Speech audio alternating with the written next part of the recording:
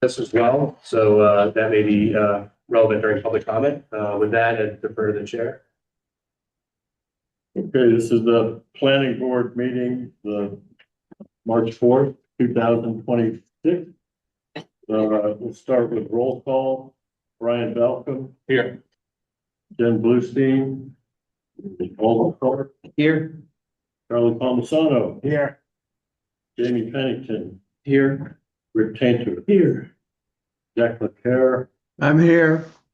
He is online. He's online. Yeah, Jackie with us? Yeah, I am. Can you hear me? Matt Hemmer. Here. Jack, can you hear us? I can hear you. Can you hear me?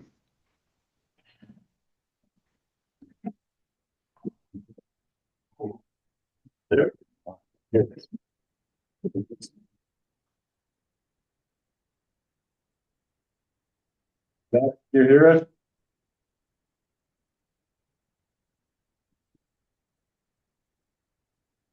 I guess we'll maybe proceed for now. We'll continue to work it. Yeah.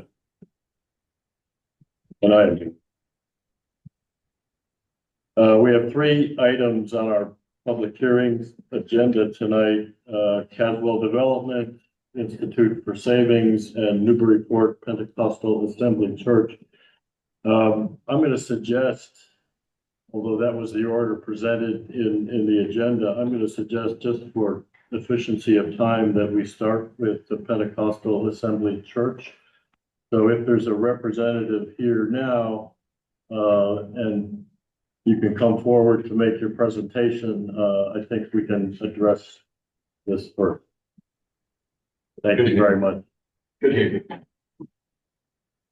You can state your name and address.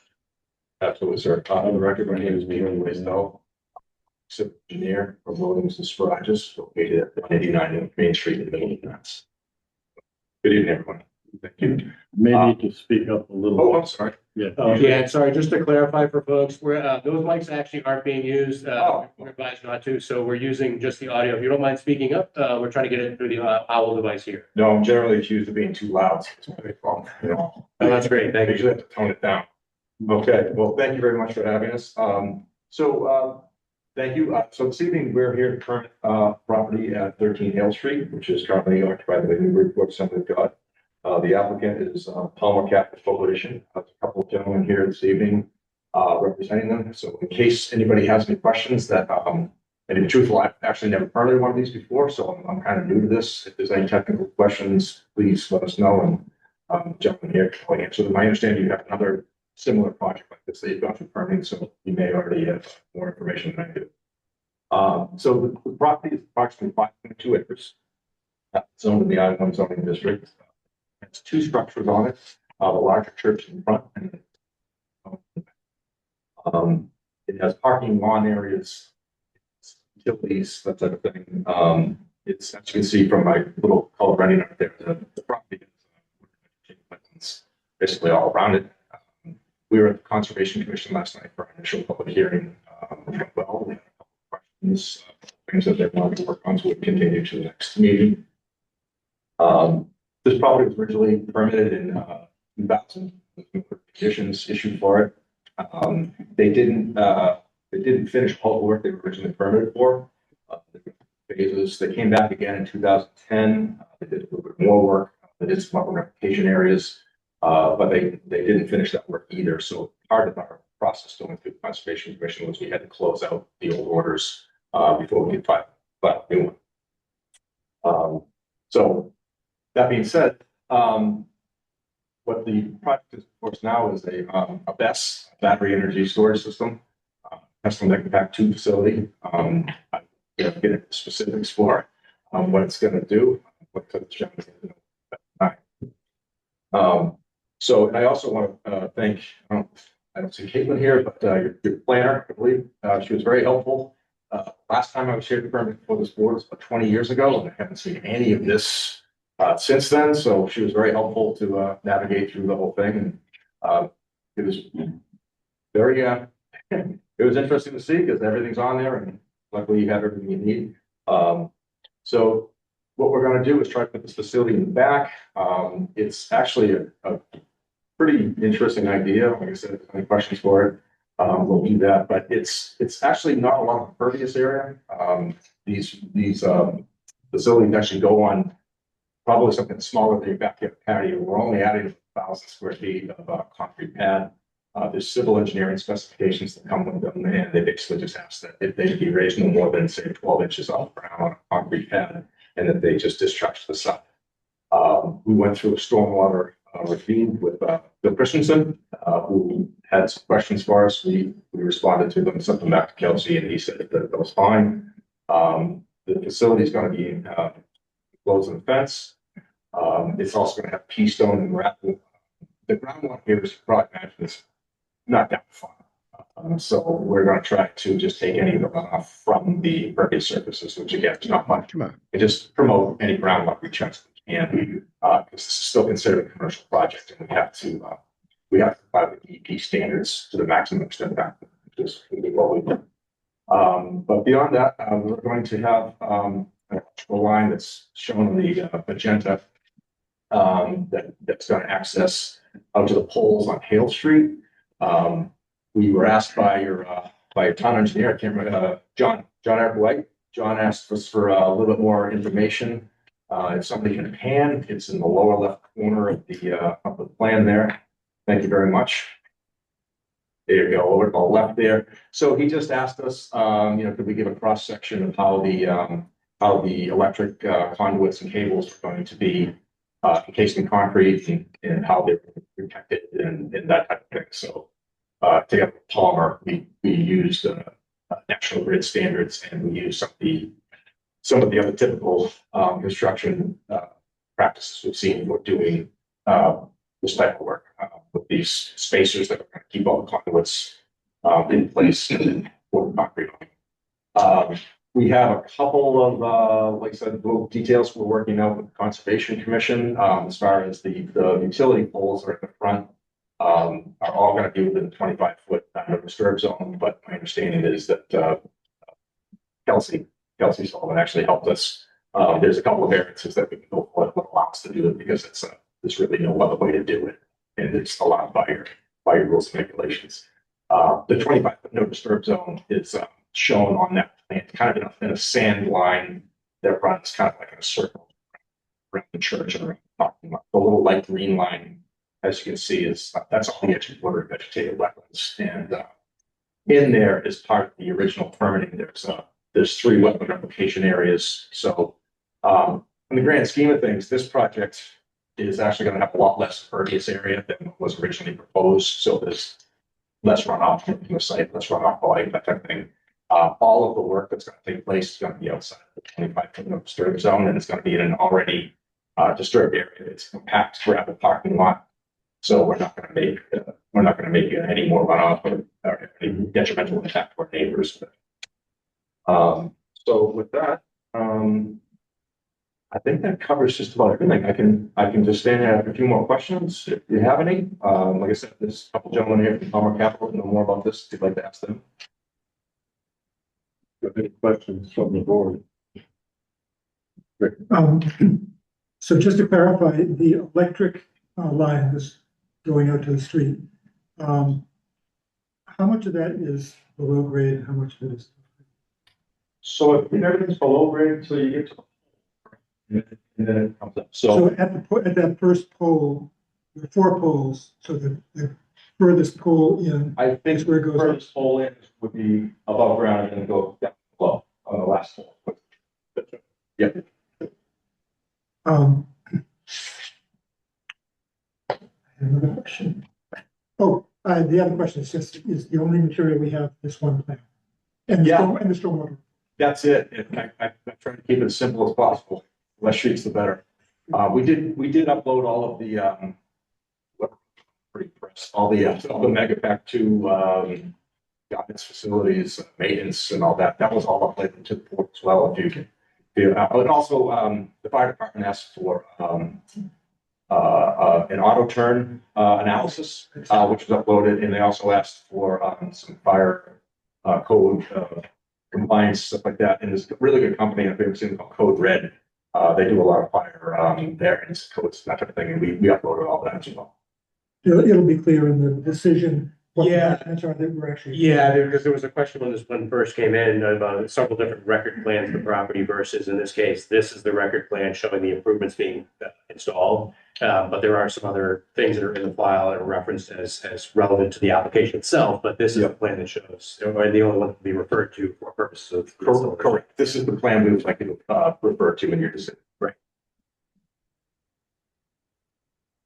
Actually, I do have another question. Getting back to those poles.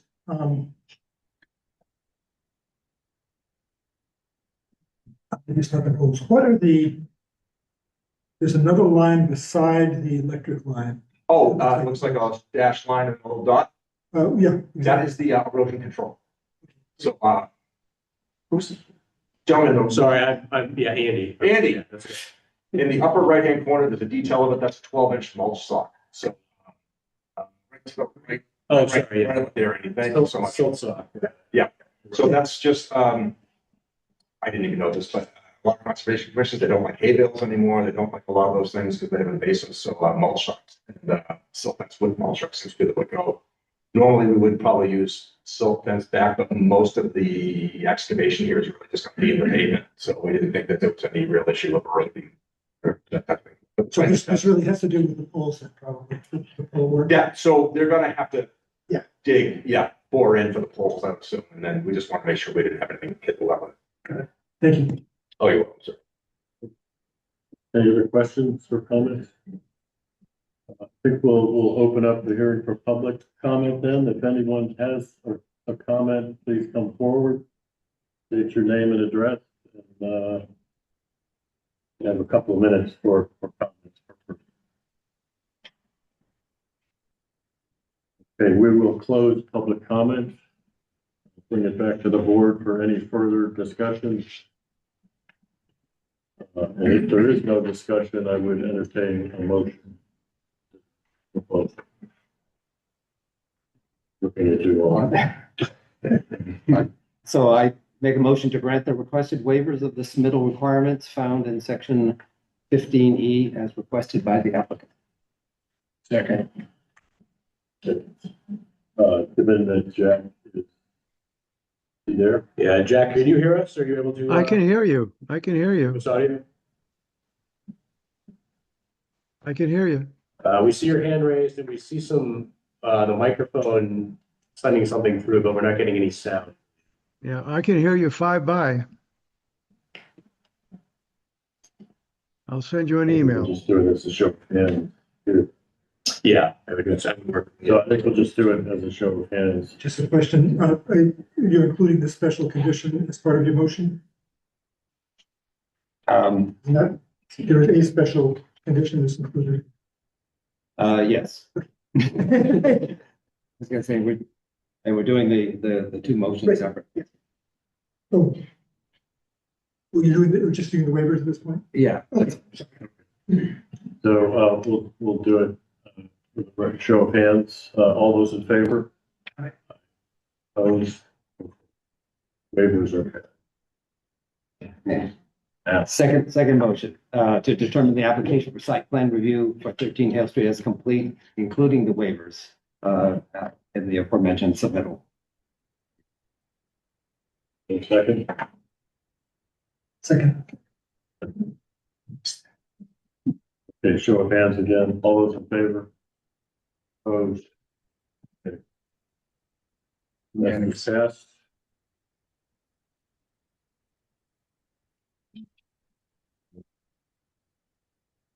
Move on then, to Caswell Development, 18 Highland Avenue.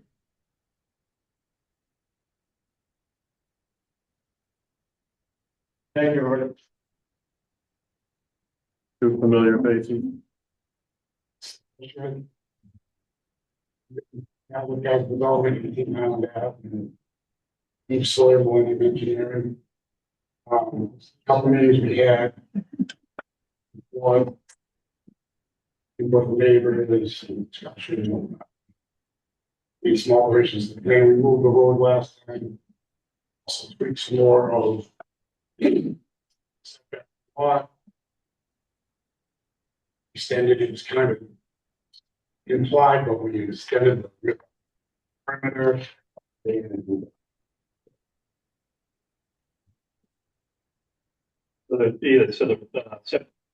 could just run through it, yeah. Steve Sawyer, Millennium Engineering. So, as part of the last meeting, there was this, one of the wishes were, okay, what can we do to increase, buffers? So what we did on lots, 2, 3, and 4, we increased the rear buffer to 35 feet.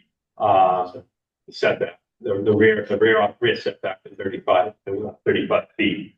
Additionally, wrapping around 11 Arlington, the side setback was provided at 10, so we pushed that to 15 feet to give additional buffer around that edge.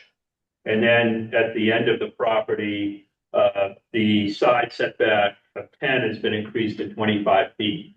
So there's been substantial increases to the building offsets around the entire perimeter to the lots on Arlington Street.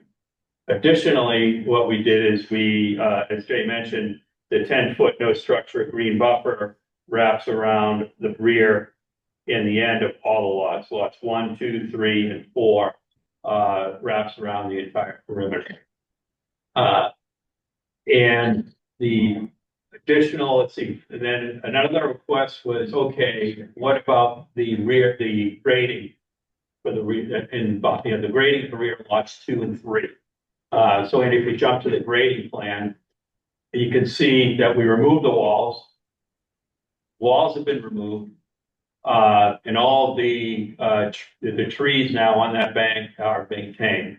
There's some small pine trees and scrub that we'll be removing there. The small scrub, but the mature trees at that location are all to be saved. You can see that banking, the existing grade is to remain at the rear. So those are the major changes that was in response to the planning board and neighbors' concerns that we've done. I think that covers it as far as the changes. One thing of note is on the layout plan, you can see that we're providing 19 street trees with this project. So there's a substantial improvement or substantial tree planting program with this road along the frontage, and then also along the right side of the road to the buffer to the rear, and then 4 or 5 street trees up on Highland Street to improve the streetscape up there. So all these, we made substantial concessions. I could say that I've done, I don't know, it's the fifth courts and lanes permit that I permitted, and this is the first time we've ever made concessions for side setbacks such of this nature. So we've gone far beyond what's typically done for these permits in the past. I think finally, the other thing that Jay conceded is okay, is we're worried about footprints. So you're allowed a 25% building coverage. He's reduced that to 20%. So from 25 to 20% maximum building coverage is another concession made to reduce the impact and the density of this project. And we're talking about density, I would say that the lots, the abutting lots, they're much smaller in the coverages. I would say probably the lot coverages up there are probably, most of them are above what's allowed in zoning.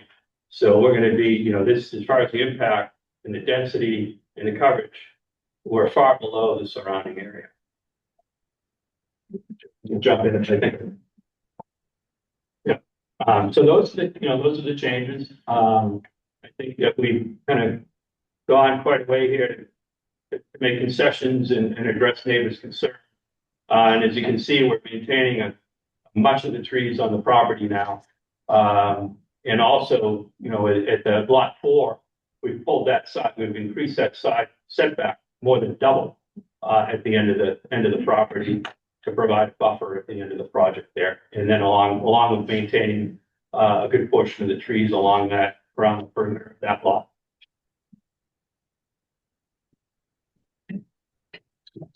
Thank you. Well, it's really appreciate you addressing as many comments as you have. I'd like to ask the board first, if they have questions or comments, but Andy, maybe first you can describe where we are with the zoning amendment? Yeah, so just for clarification, with the city council passing the zoning amendment for the courts and lanes section, this amendment provides additional flexibility that the planning board doesn't currently have to work with some of the dimensions, specifically reductions that allow the frontage of these structures essentially to be brought closer to the way that's being created, things like that. So it's the reduction really that, sort of added to the board's abilities during the permitting process here. From the applicant, one of the things that's required to take advantage of that piece of it, and that allows some of that to come forward, essentially, addressing some of the concerns about how much is going on at the back of the lots. There's a formal certificate, and I can follow up with the applicant on this piece of it, but there's a formal certificate that would make sense to sign. This is per the zoning act, but it basically says, in essence, agreed to take advantage of this particular new provision that was, brought forward after I filed my application with the board.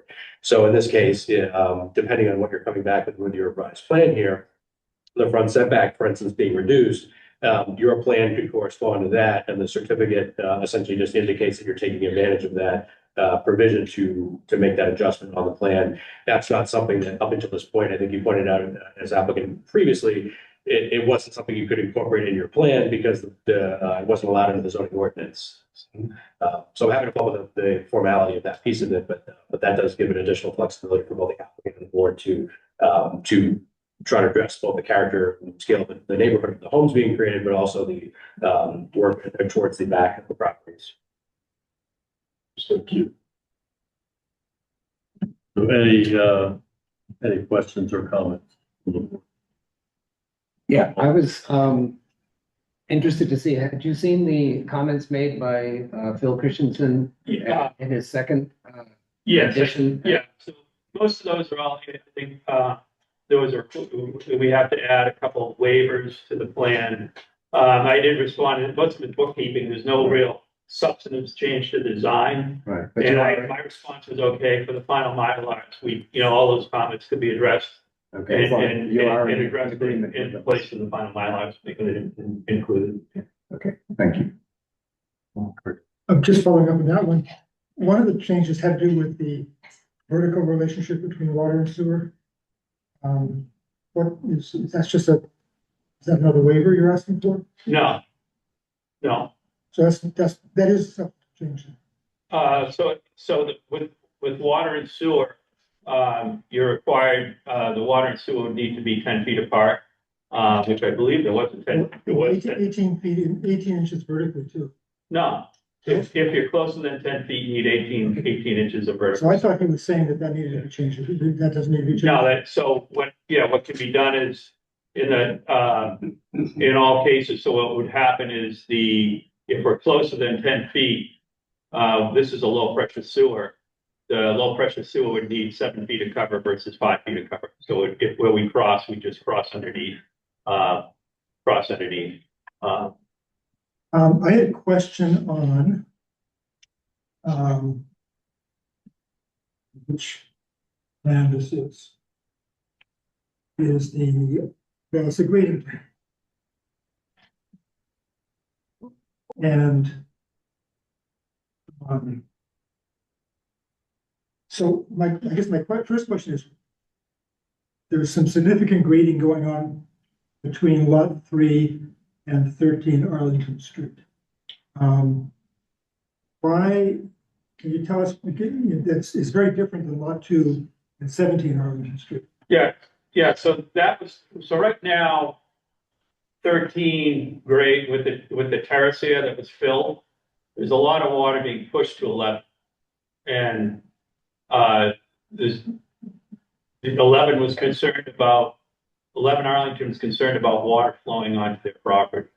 And also there's no trees there at this point. There's no trees located there. So in order to alleviate the sheet flow from the rear 13 onto 11, we're cutting that down to allow the water to drain down onto our project area where it be controlled. You can see it through those blue arrows, that indication of water flow. Those little squigglies, that's the cut moving water away. As of right now, those are pushing to it. Yeah, you can see the contours of the flow. It flows from that knoll or that fill area onto 11. Kind of And know, the way we see it, there's no trees there now. So let's try and mitigate that and improve the situation for 11 hours.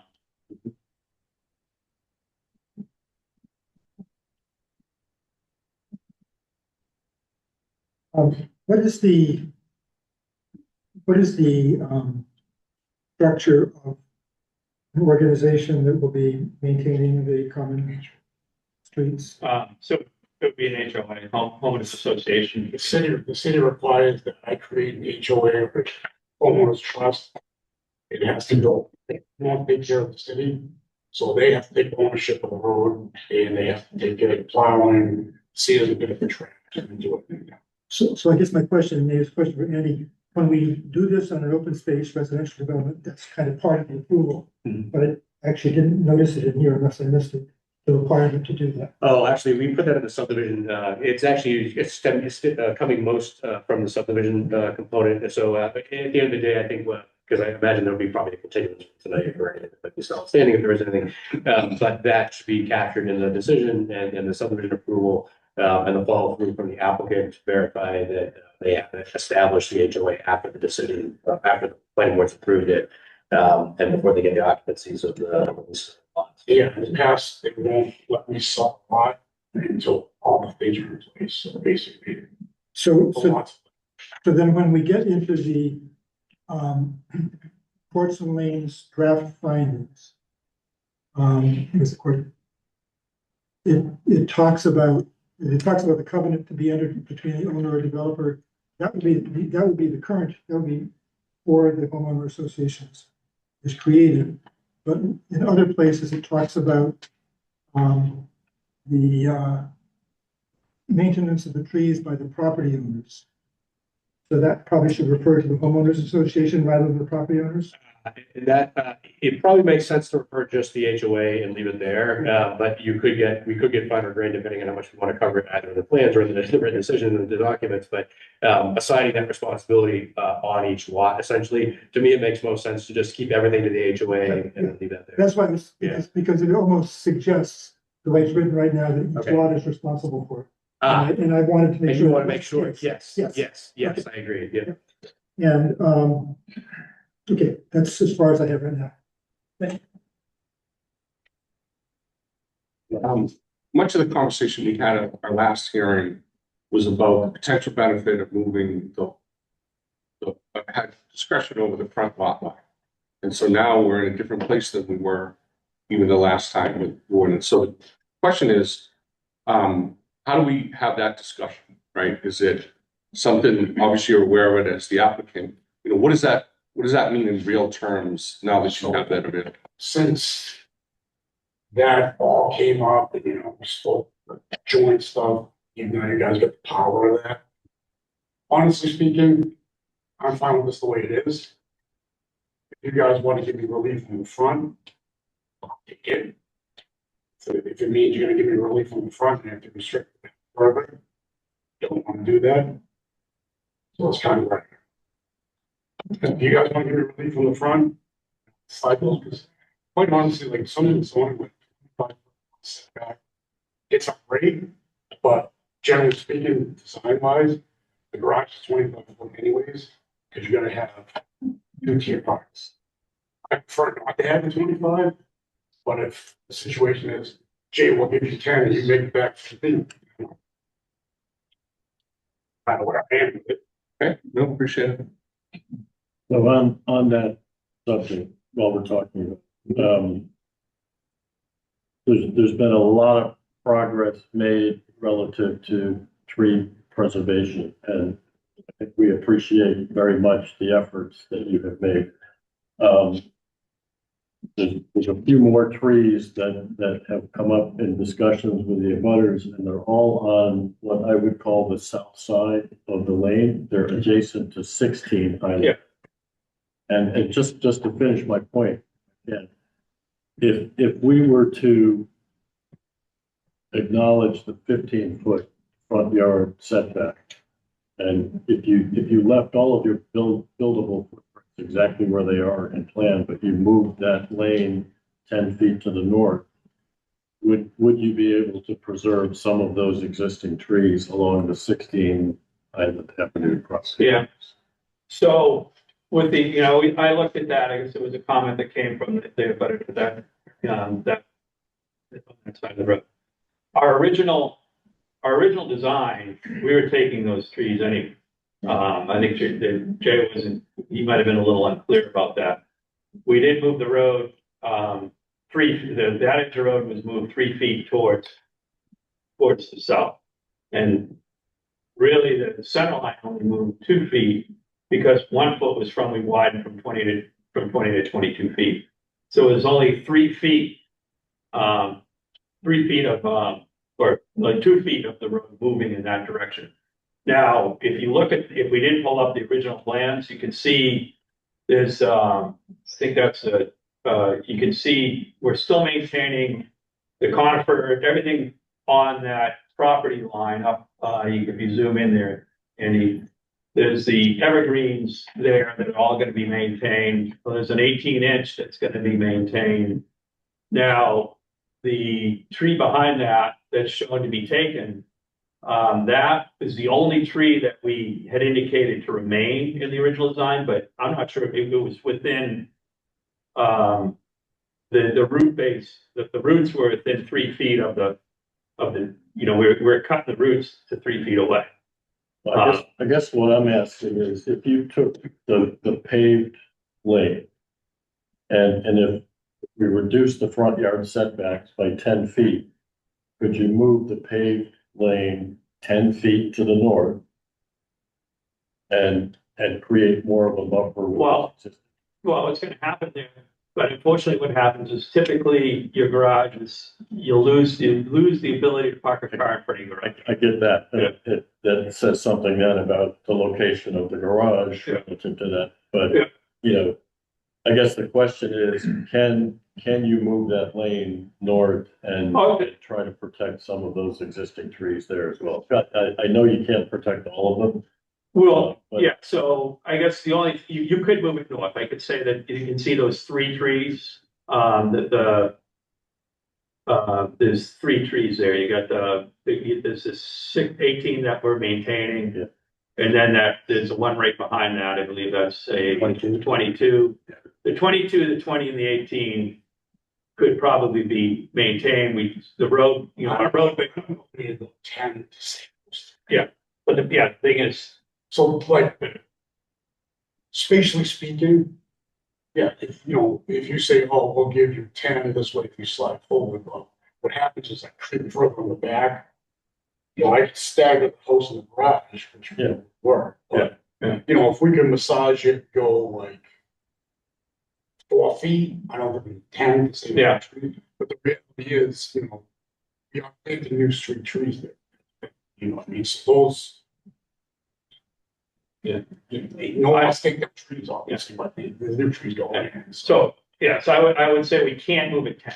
We wouldn't say move it 10. It would impact it. It would impact. Okay. Could we, We can move it 10. But can you move it enough? we could, we could probably, if we gave 4 feet, we gave 4 feet to that, the trees would have a better chance. I guess the answer is we gotta figure out how far we gotta give it, tell you guys, to save these trees, you guys gotta give me this. Yeah. That's how we do it. We could look. I can't shoot from there. Theoretically. Couple of other questions then. The green buffer, the 10-foot green buffer, can you describe So what that is, what that's the plan is there?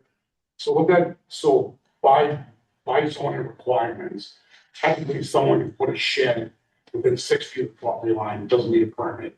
Someone can put an accessory structure, under 22, the 22, but basically a 2-car garage. And that can be within 6 feet, 5. Okay, so what that is, and I saw Phil's comment, that will come as a no structure zone, green buffer zone. Doesn't mean I'm planting arborvitae's, doesn't mean I'm not planting arborvitae's. But what it's saying is gonna restrict that 10-foot perimeter from someone by right to be able to drop a shed there or pop an accessory structure because they're allowed to do that. The mechanism is geez, how do we enforce it? Well, that's happening called the building inspector. You know, feels that someone putting an easement. You can't really call it an easement, because an easement is a mechanism to allow someone to cross the property. The easement is somebody.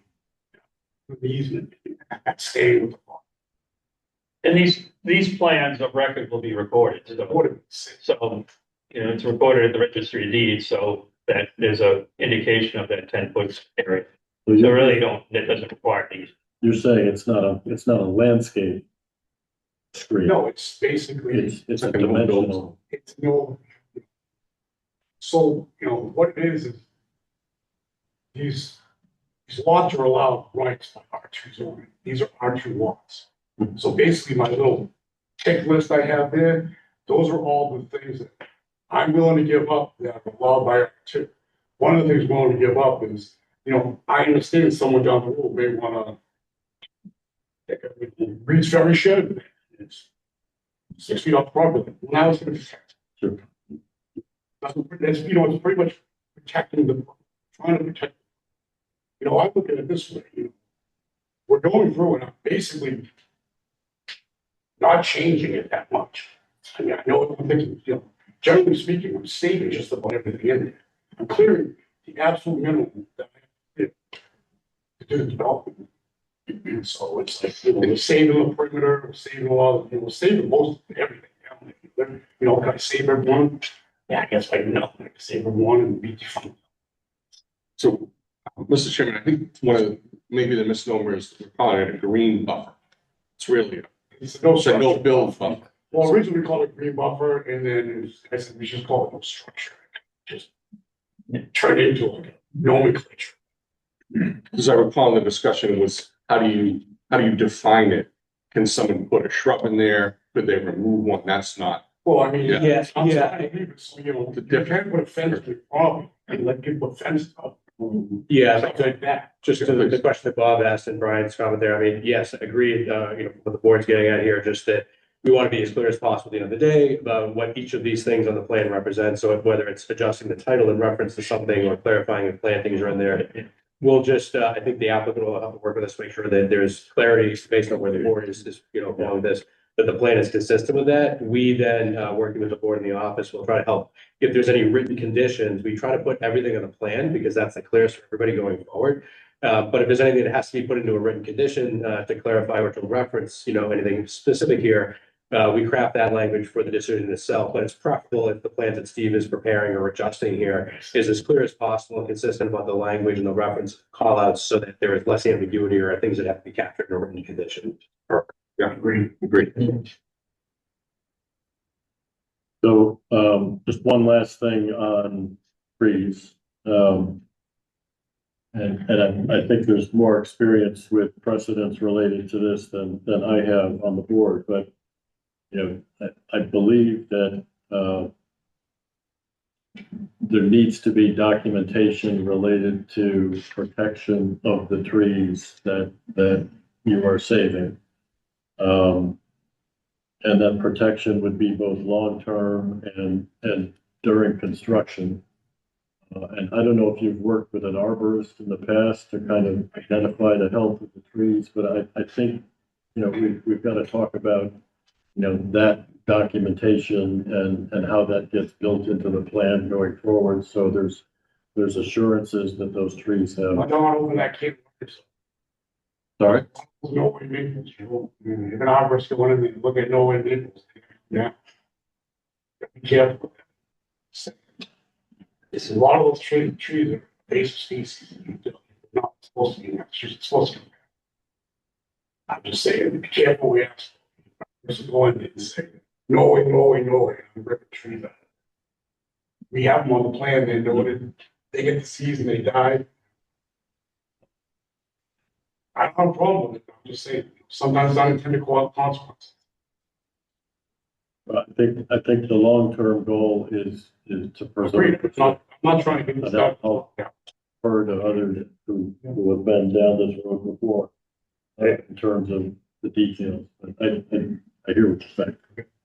during construction, one thing that it could be added to the plan or supplemented any sort of markup on here, but in terms of whether there's some sort of a tape line or barrier, right, tree protection fencing, something just to make it clear for the contractor who's doing the work, that that's where they should stop, because they won't be looking, unfortunately, always at the plans in that great a detail. So maybe if the surveyor is, before they start the work, is putting something, orange construction fencing or something, that'll just make it clear that they should go beyond that.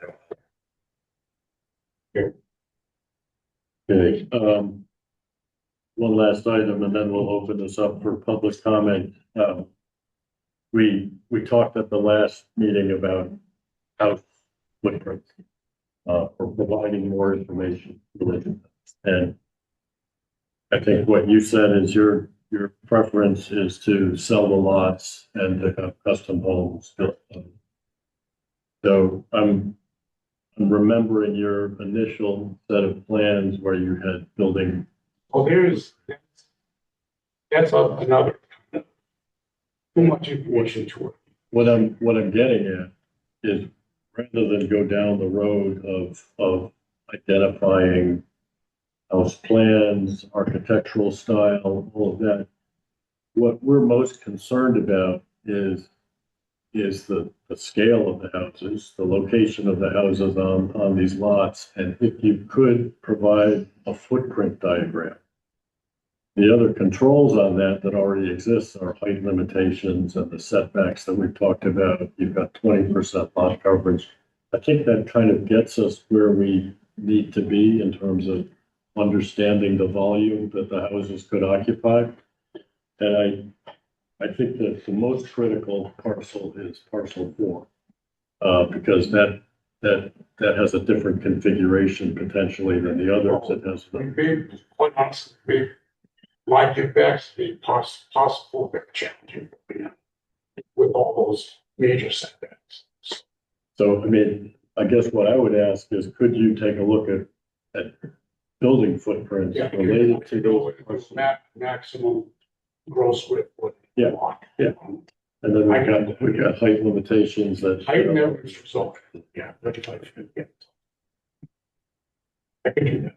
Okay. And I know early on with the whole ADU thing, it just was like, you're showing, the first plan was showing your rights under to Massachusetts passed that you put ADUs, so like, hey, let's just throw an ADU in. So it turned into a fiasco. I wish it never did. I wish no one told me to do that. That's another learning experience. I understand we won't be. Okay, thank you very much. I'm going to open it to public comment now. Further will be the few. So if you have a comment, please come forward, state your name and address, and please try to limit your comments to a couple of minutes if you can.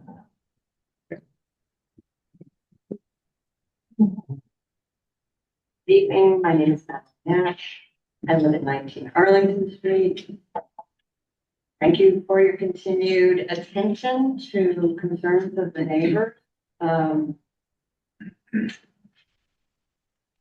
The proposed development is going to have significant impact on our and on the natural environment.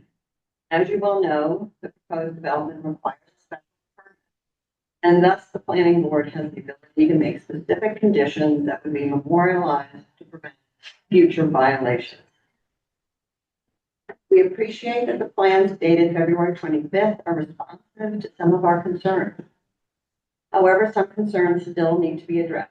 Some, have just been mentioned this evening, so I'm going to try to be brief. My husband and I submitted another public comment on March 2nd, so you have that. You had a chance to read through it. We agree that a tree preservation plan by a certified arborist must be a legally binding. The plan should clearly indicate the trees to be preserved and establish critical root zone protection measures during excavation and construction. The plan must be recorded as a continuing condition on the new lots to prevent future destruction of the trees. And the tree preservation plan should include penalties for violations. As was just touched on, as requested numerous times, We think the developer should plan to provide a plan which shows the potential massing. It's hard for me to visualize what these houses will look like as we look out our back doors and windows. It would like be helpful to me. It's hard for me to envision the height massing. The plans should restrict yard and house lighting to ensure that abutters don't have light shining right into their home and to minimize neighborhood light pollution. The special permit should memorialize the preservation of the existing slope behind lots 2 and 3. Now hearing that the slope behind lot 3 is going to be changed, that's something that I did not understand looking at the plan. We think that the shrubs on the slope should be preserved along with the trees as a way to minimize tree root destruction and to stop erosion of the slope. A 10-foot green buffer is a minimal response to our concerns about impact. I'm glad that it's there, but we would appreciate it if the planning board would require an increase to this buffer area, the no build area. The rear yard setback is increased from 25 feet to 30 feet at lots 2, 3, and 4, which is an improvement. But to be equitable, this should also be provided at lot 1. And it's worth noting that lot 1 is the second largest of the 4 lots with over 16,000 square feet. And lastly, I just want to say that we are very pleased that the city council approved the amendment for some lanes and they waived the requirement for a second hearing. And I think this sends a clear directive to the planning board and to the developer that efforts should be made to relax dimensional requirements, which will result in site plans that are more responsive to neighborhood concerns. So thank you so much for your effort.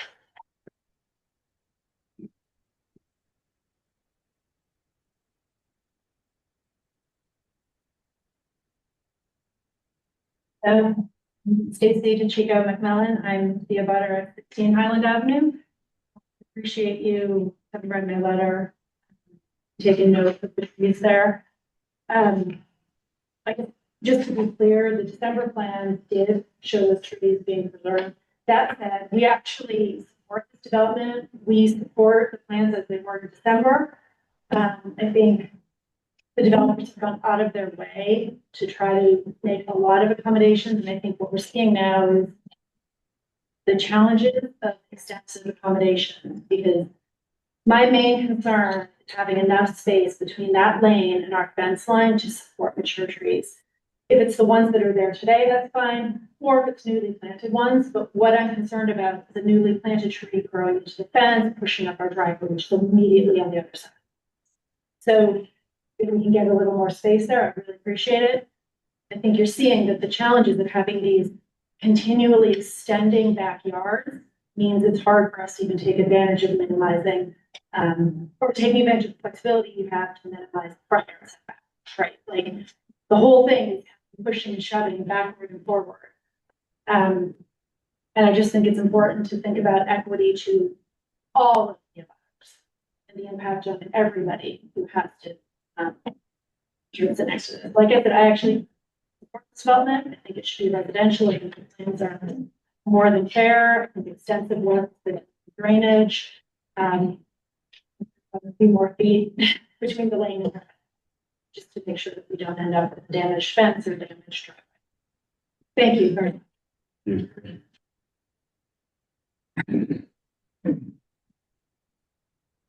My name's Glenn Casey, 19 Arlington Street.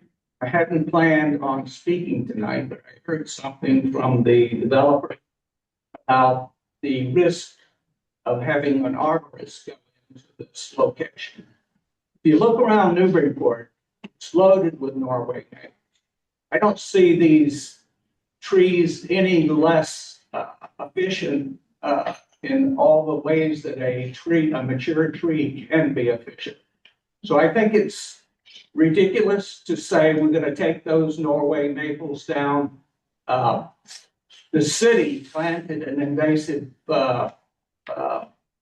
English oak in front of my house. I don't care. It's a great tree. These doorway maples have been there for 50 years. They predate the parking lot and the doctor's office. So I think, you know, arborists or not, keep the trees. Thank you.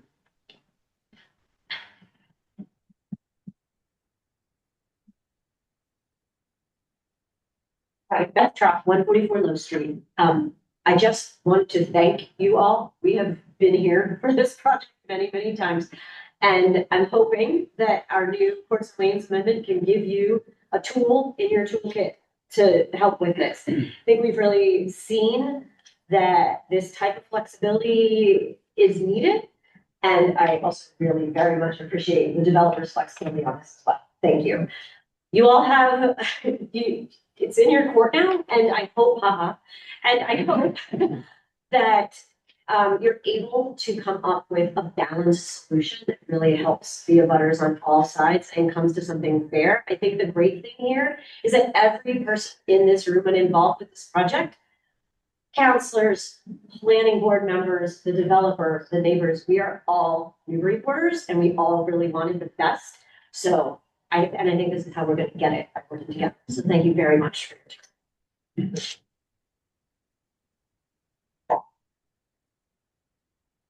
Any other comment?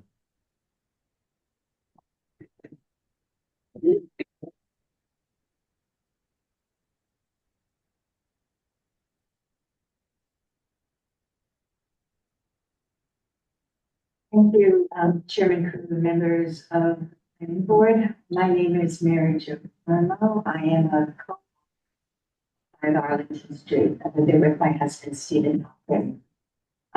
I submitted a second letter to you on March 2nd concerning the subdivision at 18 Highland Ave.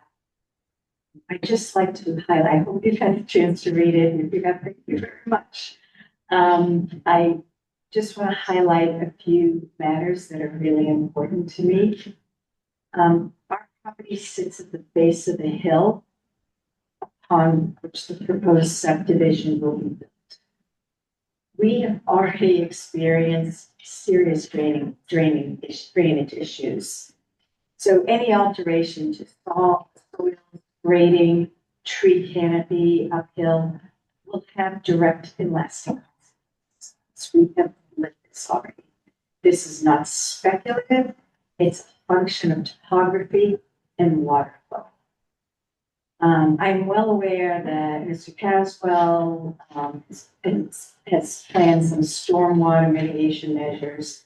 However, replacing an established natural system with an engineered design based on modeling, even though it's completely well intended, comes with risks. If the system doesn't perform as expected, the greatest impact will be felt in my backyard. The proposed 25 setback at 5 Arlington is a real welcome start. Thank you. It will serve a vital functional purpose, providing absorption capacity, root stabilization, etc. While this setback may be greater than elsewhere in the subdivision, I am asking, and this is justified by the topography. It's a matter of sound planning, not subjective preference. I'm asking that the buffer not be reduced in width or effectiveness from where it stands right now. While I am in favor of my fellow abutters advocating for setback improvements, they should not come at the expense of what has been proposed to 5 Arlington. Shrinking the side setback adjacent to my property would concentrate impact precisely where the site's topography already deters. And in my dreams, I would ask you to consider increasing that, but I know the realities. Lastly, if the board relies on tree preservations to support its decision, and I think this has been addressed, that preservation must be legally protected in perpetuity. And again, this has been addressed. Okay. This, I too say this is not in opposition to the development. I get it. It's a request that we continue to work hard and reflect the physical realities of the site in any protections relied upon in granting relief being permanent and enforced. Thank you, and I really appreciate all the time you put in this. And thank you for your service to.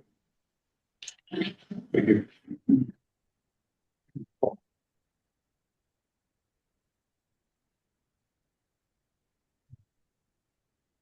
Good evening. Thank you for your time this evening. Details that matter in this plan. There have been some narratives around this plan, which I just want to make sure we're all on the same page with. And frankly, I understand. First, the term by right has been including my board members at the last meeting. If this project was by right, we're talking about the road, none of us would be here. Mr. Caswell would be building by right. The fact that we're here is this project not by right. Furthermore, there's been talk of removing people's property in open forum and also lecture. No one is taking away Mr. Caswell's property. He is asking for something extra, something that the normal property owner does not have. So please, just whatever the decision is, please do not, we should not disguise this. This is by right. It is not by right. None of us would be here. And this is not taking away Mr. Caswell's property. He is literally asking for a special. Let's talk about trees. We've been talking about trees ever since this process began. As of the plan today, there is nothing other than a 1979 document protecting the trees specifically on lot. Once 18 Arlington is raised to the ground, Mr. Caswell has the total right, to get property right, total right to remove every tree on that property. If the board is going to use trees as a reason to make decisions, whether that is for the street, whether that's for my friends and neighbors at 5 Arlington, I'm okay with it. But it has to stand in perpetuity. And one of the reasons I brought up that my good friends and neighbors at 5 Arlington have a 35-foot setback and a 25-foot setback, while I have a 15-foot setback, and that disproportionately adversely impacts me. One of the reasons I brought that up is either the board can trees, which is your decision, and you can make decisions based on that, or we don't care about trees. In which case, let's at least be honest. Once the special permit is issued, given what's happening, given the proposal today, Mr. Caswell can clear every tree. And if that's what we want as a board, as a community, that's okay. I'm just pointing out. If I'm wrong, I'd be happy to be corrected. That's my understanding. Let's talk about borders.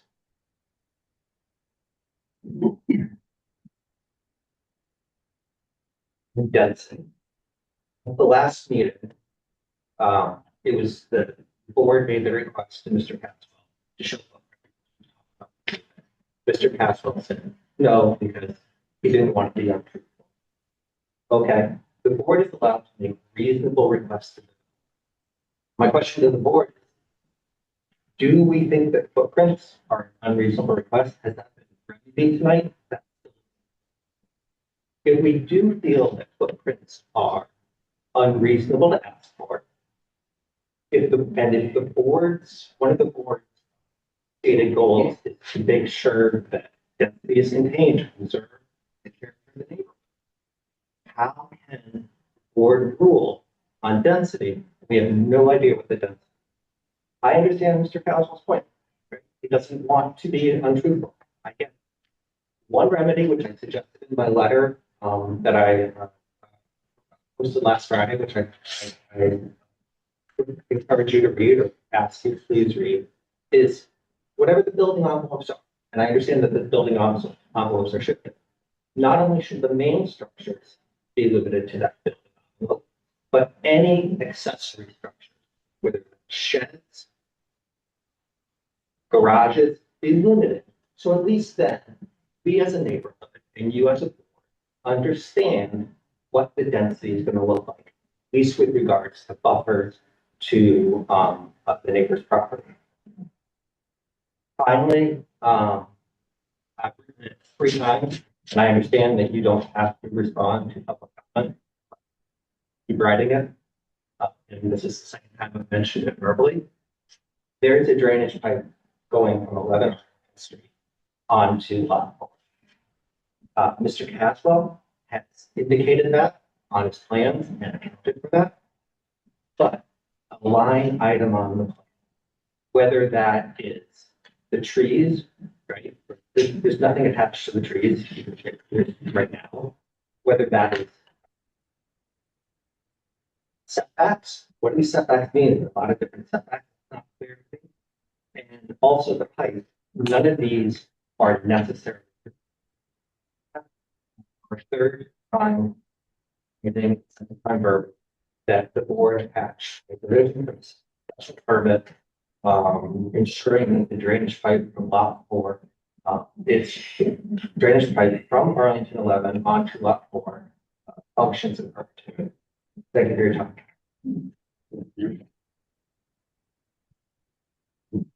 Any other comments?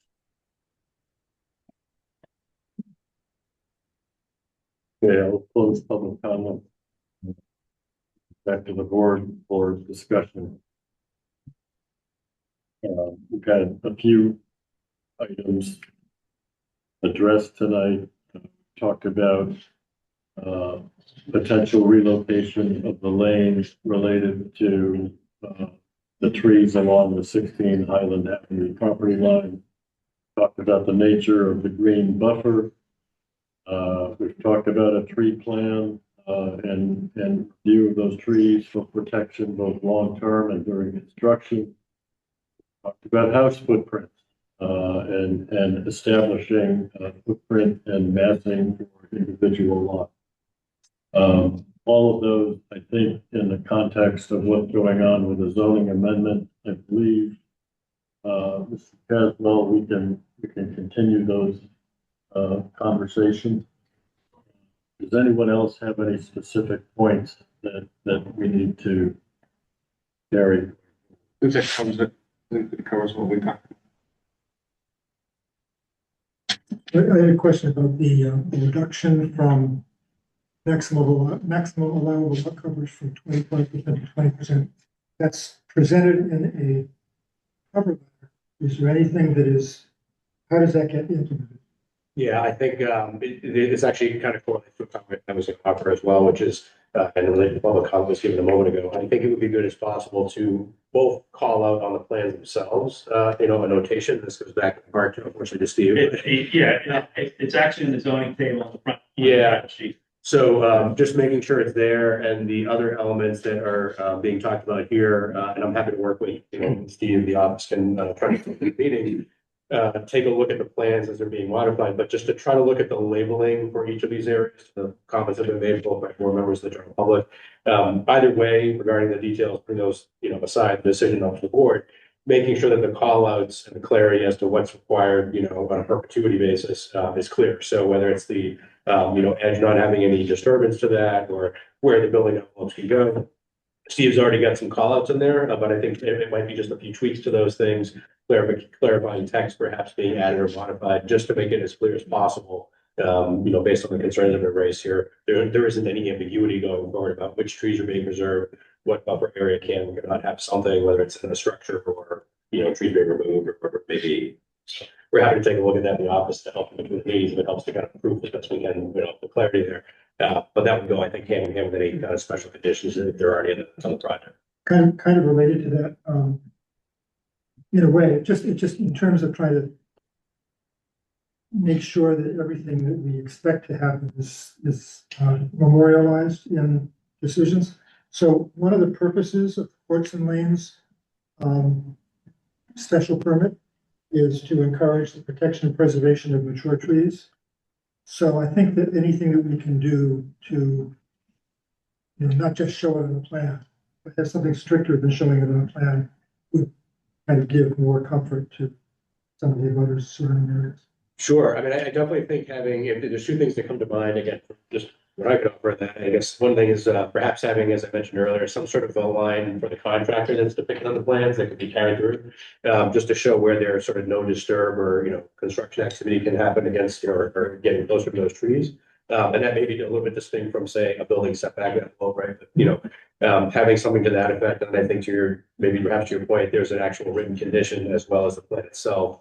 Again, trying to make it explicitly clear some of those Yeah, I details. think one of the things I'm sort of thinking about is how do we replace the condition that was on the variance with a modified, permanently protected.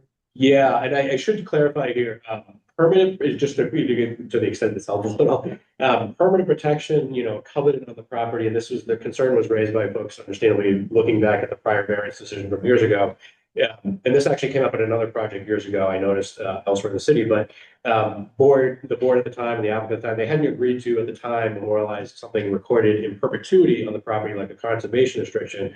What was done in this other instance and sort of done here, going back years, was a condition in the permit, meaning it's tied to the use of the activity of the property. So if that use changes or goes away, that condition goes. And that's where the concern I think was raised here. So here, the condition of the approval, conditions of approval of the plans are going to memorialize that in one format or another in the plan or the decision itself. If there's a desire to make that in perpetuity beyond something like this, that's a different discussion. But I think my understanding is that you're probably talking about memorializing it for the life of these homes that are going to be there. These things need to be protected and kept and maintained per the plan in perpetuity. So if there's a future homeowner there, the real effect of that in practical reality is if an abutter sees something that's happening and says, that doesn't look right, the zoning administrator of the city would be the person to step in here essentially because it's an enforcement of a permit that was issued under the zoning ordinance. So that's the way that these issues have been handled before. It's happened a few other instances. These sort of things come up and that's the mechanical way that will be addressed. And another question that I have has to do with the stormwater at the foot of the lane. There's kind of a long extension of lot 4 that goes down into the woods there. And I'm just wondering why that is part of lot 4 instead of being part of the common area. It's something that I think we should think about because, there is an easement around that the depression. I'm not sure what the technical term for that is right there.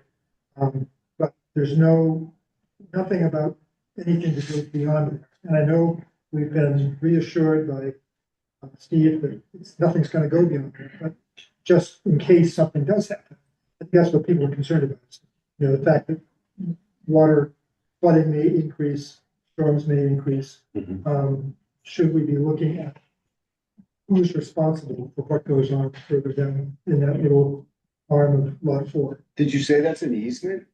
That's there, or is that part of the homeowners association? There is an easement that is around the area of the level spread.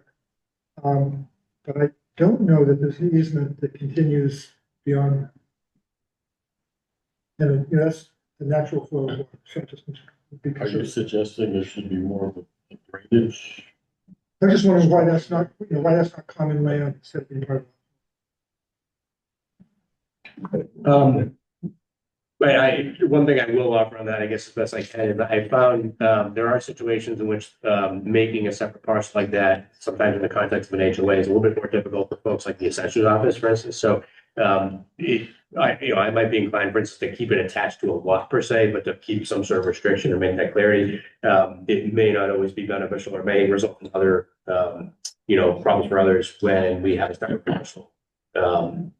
That's carved off the development. We do have lot 5. Lot 5 is a separate parcel, so just the same type of thing. Understood. Yeah, understood. So I guess thinking about moving the setback line, the front setback line closer to the lane would be a major thing. Looking at the 20% lot coverage, that gives me a lot more reassurance, because that means that those, the squares, the lot width minimum box, the building footprint is definitely gonna be smaller than all of those. Because they're all more than 20%. Except for lot 4.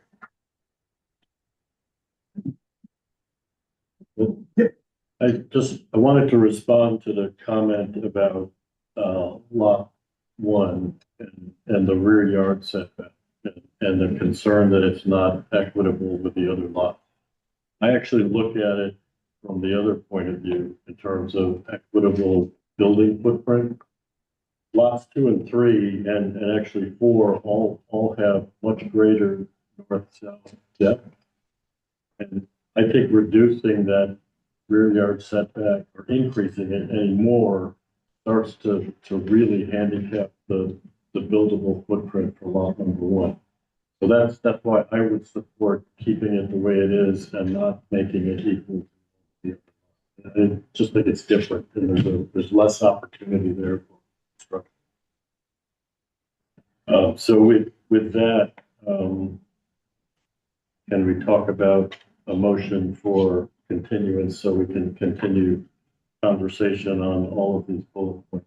Yeah, and my question there would be the date, if that we would continue to, whether the next meeting 3/18 or the first one in April 1st. Yeah. For 2 weeks. 2 weeks. We're on 2 weeks. We might have to keep it. Keep the pressure. Okay. And materials have to be in next week. Yeah, correct. And then the applicant, if that applicant can't take that, Steve can let us know and we'll. Yeah.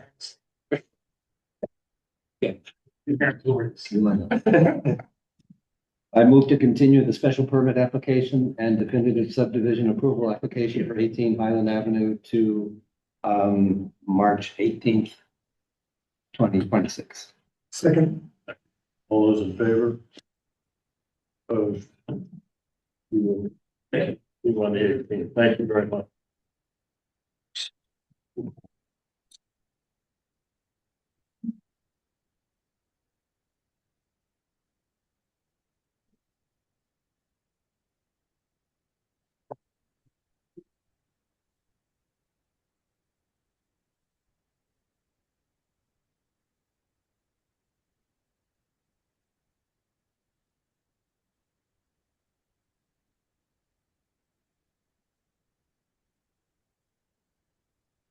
I think we can move on to 93 State Street, Institution for Savings. How are you tonight?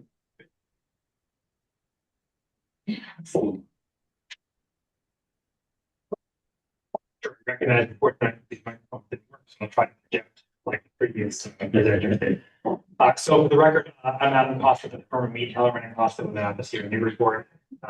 Here before you this evening on behalf of the Institution for Savings. We were last before you 4 weeks ago. The application is an application for an amendment to a special permit. And as you'll all recall, the basis for the amendment is that the radiator that was constructed, the new addition to the Institution for Savings building at 93 State Street is non-compliant with the original approved plans in terms of size, massing, and we have presented to you different options at your February 4th meeting for adjustment, either maintaining the existing location of the radiator, doing work with parapets and things of that sort, or an alternative to relocate the generator, the radiator altogether to the existing pre-existing addition to the main building, which we refer to as the 80s addition or the 80s building. You sent us away back on February 4th with a couple of different marching orders. The first was that board members, at least 1 or 2 of you, had asked for additional information about the due diligence that we had done before we made it appear. We I had represented to you that we had looked at a variety of different options. I just cited them in a general sense, but we had looked at a variety of different options, mitigation packages, so to speak, and you wanted some additional information on that. And then specifically, you'd asked for additional information. One of those options, which I had indicated I wasn't sure it was all that feasible anyway, from a cost perspective or otherwise, but that was the replacement of the existing radiator with a low profile, low silhouette style radiator. I indicated at the time that we had had verbal conversations with the company with which we work, the engineer, and it had been told to us that that was not feasible, but we hadn't presented anything. So we submitted the package to you with correspondence back on, I think the letter was February 24th. I didn't make these first couple of documents. I'm going to reference part of the PowerPoint presentation because they're in about size 8 font and you wouldn't be able to read them up there, but I know that you have them in your packages. But we presented 2 documents. One is just a bit of a chart of a spreadsheet.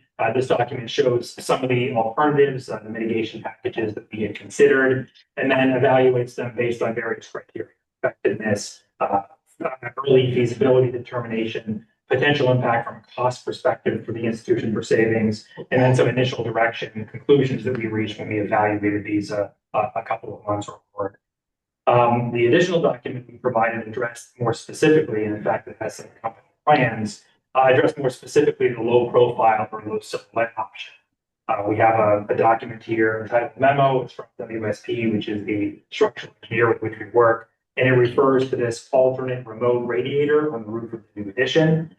It provides some accompanying plans for what that would look like, and I'm no engineer, so I'm not even attempt to speak specifically to the terminology within the memo, but I will summarize it and say the conclusion in the memo is that based upon the way in which the addition was constructed, there simply wouldn't be sufficient load-bearing capacity to replace the existing radiator with a radiator that has a greater footprint.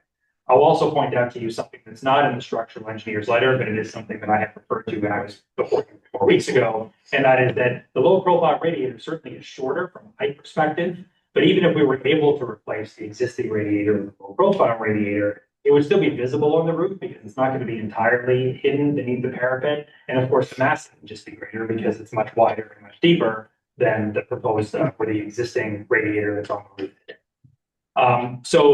With that said, what we did shift to and what is reflected in the PowerPoint presentation is we attempted to further expand upon the option we had shown you before, which is to relocate radiator to the 80s style.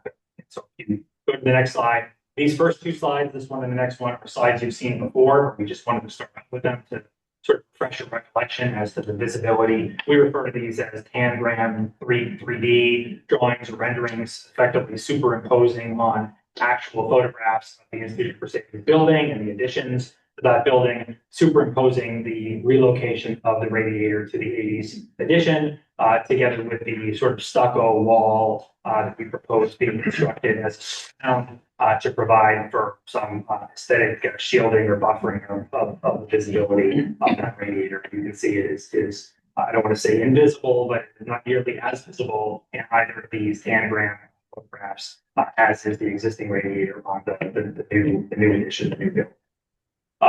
What you had requested, both board members and board had requested, is that we also provide line drawings, essentially elevation drawings, roof plans, and accompanying sections that would dimension the exact location or relocation of the radiator, height, width, footprint within the roof footprint of the 80s style addition, so that you could get a better sense. Again, I think the photographs probably give you the best sense of what the visibility will be, but so that you will see for certain the parameters within which will be required to work with actual dimensions on the plan. So if we go to the next several pages, again, the title sheet says roof plans, elevations, and cross section. So this is the roof plan. You can see here the relocation is proposed there, and maybe you can zoom in a bit. So Yeah, I can can see. Let me know if you want me to pin it anywhere. Sure, that's good. There, so you can sort of see the relocated radiator. Bottom left corner, there's a statement that arrow points to the sort of shaded gray area.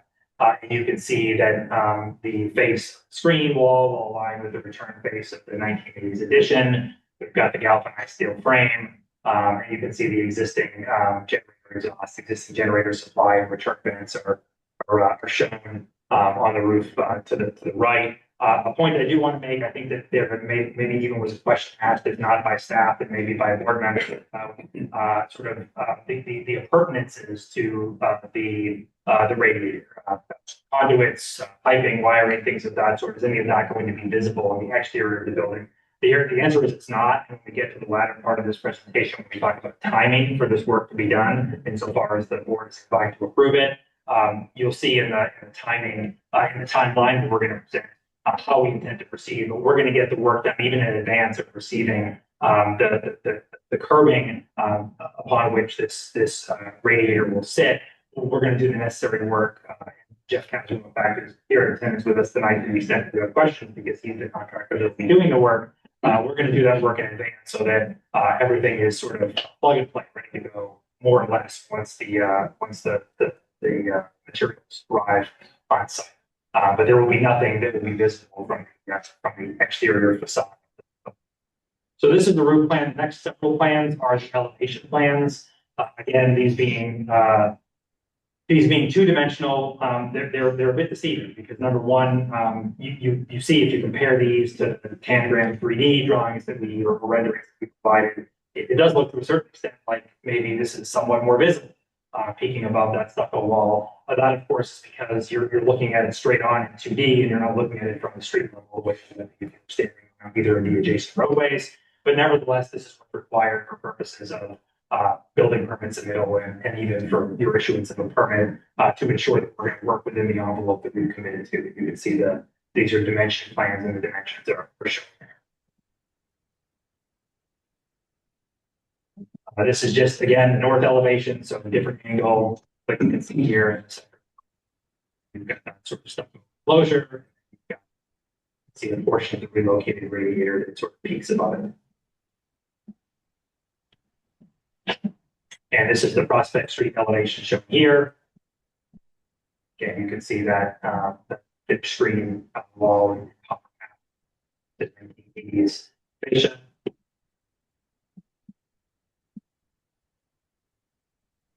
And then this is the section, sort of the cross section, so you can sort of see the actual construction that's in that. It's not there, but the surround will be there, so nobody will quite see that unless you're standing next to it.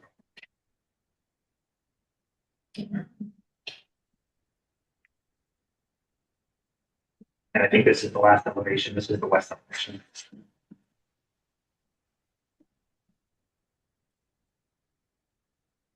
So time. So you'll see on this next sheet, the proposed timeline. It may be difficult to read. I can't even quite read it, but I've got it in front of me. So you'll see, this is what we anticipate, but we are being, I guess I could say, somewhat conservative here, because we don't want to overcommit to the board, make statements that we can do something in a more expeditious timeframe than we anticipate we might be able to. The curbing is really what takes the most time, because we've got to order that. We've been informed by the company that the turnaround, could be as short as 4 to 6 weeks, or it could be as long as 12 months. And so you'll see here the longest bar on this timeline graph shows the ordering of the curbing running from March of 2026 into June of 2026. We can, as I had referenced before, have Caswell Mechanical do the exploration prep with respect to things like the conduits and the pipes and wires. They can do some of that work more or less immediately in terms of preparing for the relocation to the 80th edition. But everything else on the graph, as you can see, the roof prep, the crane radiator, the final hookups, the re-roofing and framing, and then the final stucco trim, all of that has to await the arrival of the curbing, because the curbing needs to be installed on the 80s style roof before it can happen. I think we do have a bit of an overlap with the roof prep, because as soon as we know that the curbing arrival is imminent, we can begin with the roof preparation. We're not going to begin too far in advance. And so the time frame as shown here takes us out through the middle or end of July 2026. It is certainly our hope. I'm sure that it's your hope that we're going to be able to do this much more quickly. But this is what we propose. I think that the next sheet just sort of shows it in a different format. Same items here, same tasks, and they show approximate start dates. Again, the curbing will be ordered. We are hopeful, and maybe a bit presumptuous, thinking that you might approve this, hoping you might approve this tonight. But if you do approve it, then we would be prepared curbing as soon as tomorrow. We're not gonna, even with appeal period, we want to get that rolling. We can begin the and as soon as next week, and then we'll just await the arrival of the curbing, which won't be later. That's, I think that may be the last slide. So certainly happy to answer any questions. I did have an opportunity. I'll just say this before I rest. I did have an opportunity to review the staff report that Mr. Ford prepared. You'll see in the director's comment, and this is the consequence of some discussions that were had, discussions that have been had with city officials, including your zoning enforcement officer, your zoning administrator, as well as with Mr. Ford. Of course, this building is ready to go. But the building has not received the certificate of occupancy because of this issue involving the radiator. So what we're hopeful the board will consider, insofar as the board is prepared to approve the relocation, is allowing the issuance of a temporary certificate of occupancy, or at least indicating that you have no objection to it. We understand the board doesn't issue the certificate of building to allow the building to be occupied while we're awaiting compliance with the timeframe that we just proposed. There are some suggestions, I think mostly that were made through Mr. Port as to how we might commit to doing certain things in the meantime, so that the board is continuously and consistently in the loop, as is your staff. Everything from bi-weekly reports as to the status, the anticipated arrival of the curbing, mechanical work being done, installation being done. We're certainly happy to do that. But again, the concept of awaiting any sort of issuance of the certificate of occupancy for what could be another 4 or 5 months is significant hardship. So we ask for the board's indulgence and consideration of that option, but I don't want to get ahead of myself. We certainly like to, or we'll be happy to answer any questions that board members have about any of the proceeding drawings, plans, or time. Thank you. Thank you. Any questions? 2 questions. One, in terms of the height of the radiator, are you comfortable with that? You're not going to have any surprise in terms of the curbing and so forth? We are. You know, you might imagine we don't want to come back before you any more than you want us to. And so we've had some discussions over the past month, you know, with the various parties involved, determining the requisite height of the curbing, the requisite clearance, particularly, you know, having these discussions over the course of the past month amidst a couple different blizzards and intermediate snowstorms. You know, one of the reasons that you need the curbing, you need the elevation, is to ensure that snow and snow drifts are not building up and preventing airflow beneath the radiator. So we've had those discussions. We've given ourselves, we think, is a bit of a buffer, but not much of a buffer, but the buffer that we think we might need. In an ideal world, maybe when all said and done, we're somewhat shorter than what we here, but we are comfortable that providing gives us the ability to do what we need to do and install this radiator in accordance with manufacturer specifications. Because I'm comfortable about looking at this in terms of the relationship of the top of the radiator to the peak of the adjacent roof, most clearly seen from the west elevation. So as long as that doesn't pop above the peak of the roof, I think that's helpful. I'd be interested to know your thoughts on the proposed condition number 3 that says that the city can pull your temporary occupancy. I almost think that's not, I'm not sure that's realistic, and I don't know how that would work. Is that language that you had talked about with the city? Or? We did. I believe we love it if you eliminate it. It doesn't do us anything. Practically speaking, we tried to build in some mechanism, some process to avoid it. So it does indeed say that the building commissioner may revoke any temporary occupancy permit that was granted in the event that the modification is not substantially completed by July 36th. But it goes on to say that notwithstanding, in the event that the applicant's been in communication with the zoning administrator, that the Jennifer Blanchet, as required, any delay beyond that date is due to third-party delays and weather. Things we can't control, not that we have just not been proceeding quickly. That the zoning administrator has the authority to extend the deadline coincident with the associated delay, but not to exceed the period granted by by the building commissioner. So we tried to build in some flexibility for ourselves. We have no objection to you eliminating that provision altogether, saying that you won't revoke the building permit, or you won't contemplate a circumstance where the building commissioner would revoke the building permit. But if for whatever reason we can't complete the installation by that date, that we would immediately appear on the board's next agenda, come before you and discuss them. Again, we're not going anywhere. But you know, we recognize that we're asking you to bless something that is not necessarily the norm, but that we think is sort of fair and equitable in light of the big picture. But again, I leave that. I think there's another important element of schedule which hasn't been addressed, and that's there's a period of time in this schedule when the building will be without an emergency generator. Because you're taking the radiator off of the roof, you're not going to have a functioning generator. That's a significant safety issue. So I don't know if you've talked with building inspector about that, you've talked to the fire marshal about that, but to me, there needs to be a specific time frame in this schedule that says this is the downtime relative to the emergency generator.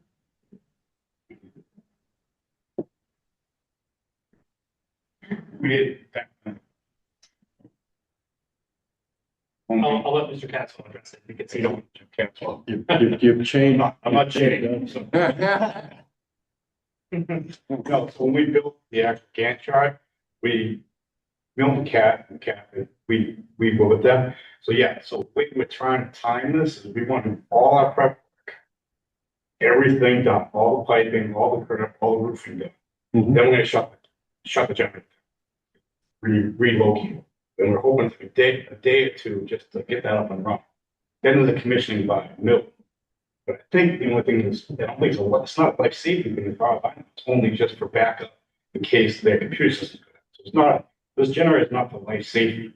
I get that, but I think we would want to put some kind of time frame on period of time when the building will be without. It would get built into our I would think the bank would be interested. Yeah, no, it's built into Gantt chart. So what are you thinking worst case? If it be worst case? Worst case could be a week based on. And there is a life safety. But I think if you can identify a proposed time frame, I think we need to then float that with. Meaning you'd like that somehow reflected on the schedule. In the schedule, there needs to be, a time frame where if for some reason that gets significantly exceeded and the building is without its emergency generator for a longer period of time, then I think we need to talk. We had a temp on there for a while. So I think what I'm hearing is worst case scenario could be a week. It sounds like it's going to be more like 3 to 4 days. We would have no objection to the extent that the board wants to delve into this topic. It sounds like maybe something to do with a condition that would indicate that in the event that it is anticipated, or in the event that it is going to be more than 7 calendar days between the decommissioning or the shutting off of the existing radiator and the operational status of the relocated radiator, that approval of the building commissioner shall be required. We're not going to be able to get back in front of the board quickly enough for it to make any sense. Okay, we'll come back before you 2 weeks later. We just bought ourselves 3 weeks, right? So I don't think that it's in the bank's best interest either to delay that period of transition any longer than it needs to be. To the point that Mr. Caswell was making, it is a backup generator. So there are plenty of buildings and sites within the city that don't have backup generators. I appreciate that there may be a life safety component, but it's not. The reason, as I've understood it, in discussion with the bank, why it's absolutely critical that they have this sort of backup, because of the nature of the business they're in, obviously the number of employees and stuff that are within the building, their computer systems, safety and security more than anything else. So I think you should suggest a time frame. I think we need sign off on that time frame from building officials, and should that time frame be affected one way or another, that the building officials have a chance to respond.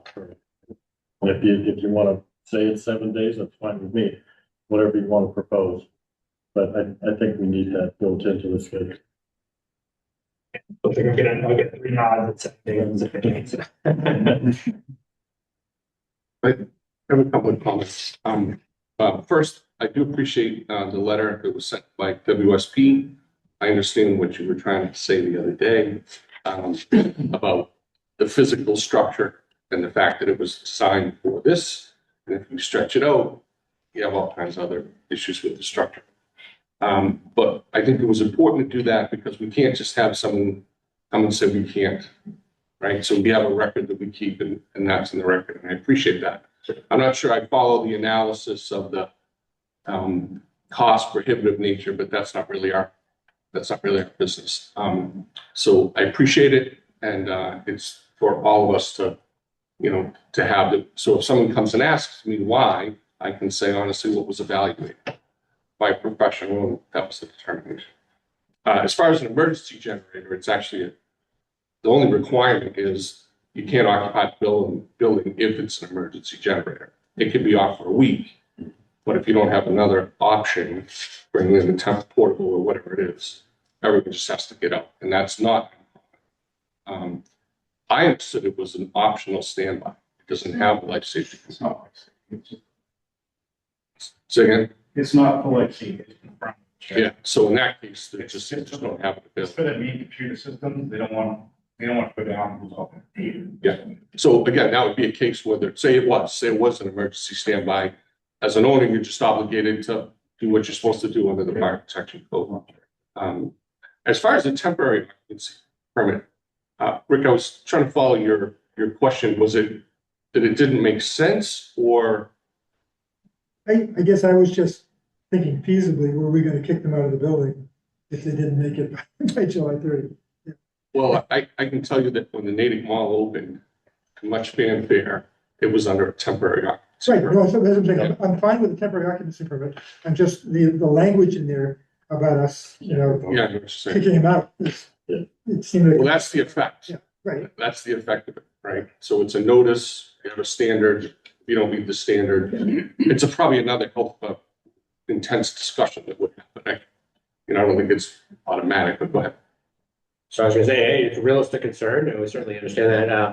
One thing that may be helpful, I put that back in the applicant's court if you want to, but perhaps the applicant could give something to the board in writing clarifying, and this would be not only for the board, but also perhaps for the building commissioner and zoning enforcement officer, clarity that there is agreement from the applicant that timeline is, that term is enforceable, maybe back to your question, that this is not going to be something to dispute at a later point. So even though there might be whatever other provisions are incorporated in there, there isn't any dispute or debate between the building commissioner, the zoning administrator, and the applicant and the IFS as to that timeline. Should that timeline be reached, and there's a debate about it, that might be helpful, I think, here, only because the board can be clear enough about that in the decision. If the current decision doesn't accommodate the interim, condition of non-compliance with things being retrofitted, but this revision would do it. But I think having perhaps the applicant speak to that directly might be helpful here to provide some comment to the board if that's the issues.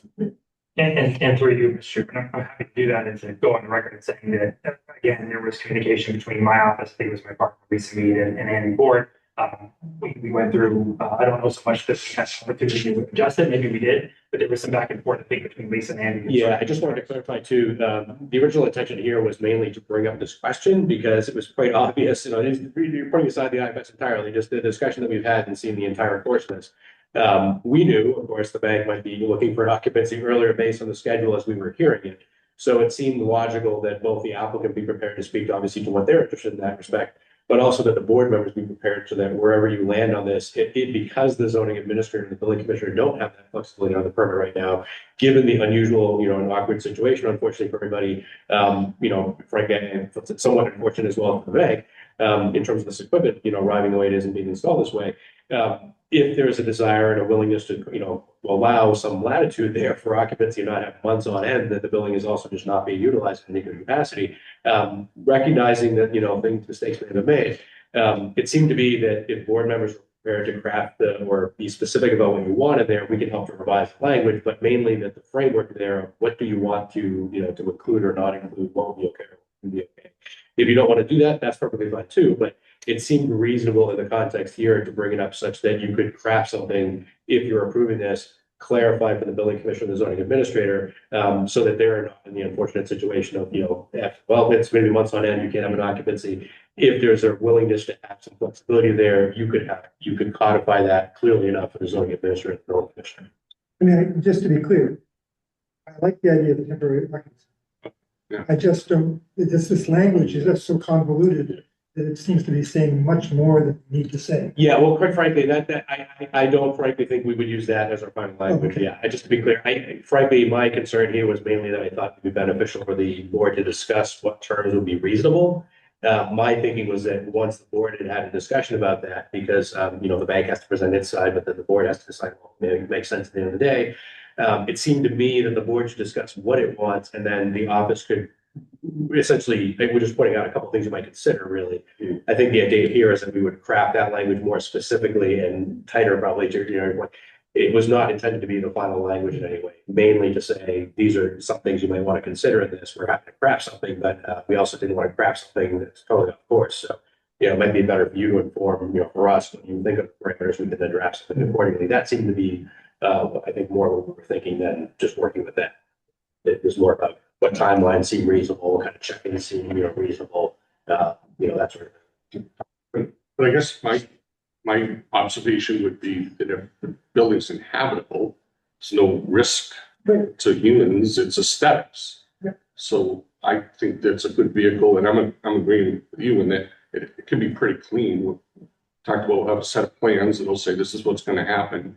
I don't know that we need to know the details of each step of it. Maybe that's a report, but at the end of the day, there's a tape measure that says, yeah, it's the right height, and it worked out. Yeah. I think, what would be, I don't know whether we've ever done this type of thing before, but what would make sense to me would be to say, as it says here, recognize that we're aiming for completion by July 30th.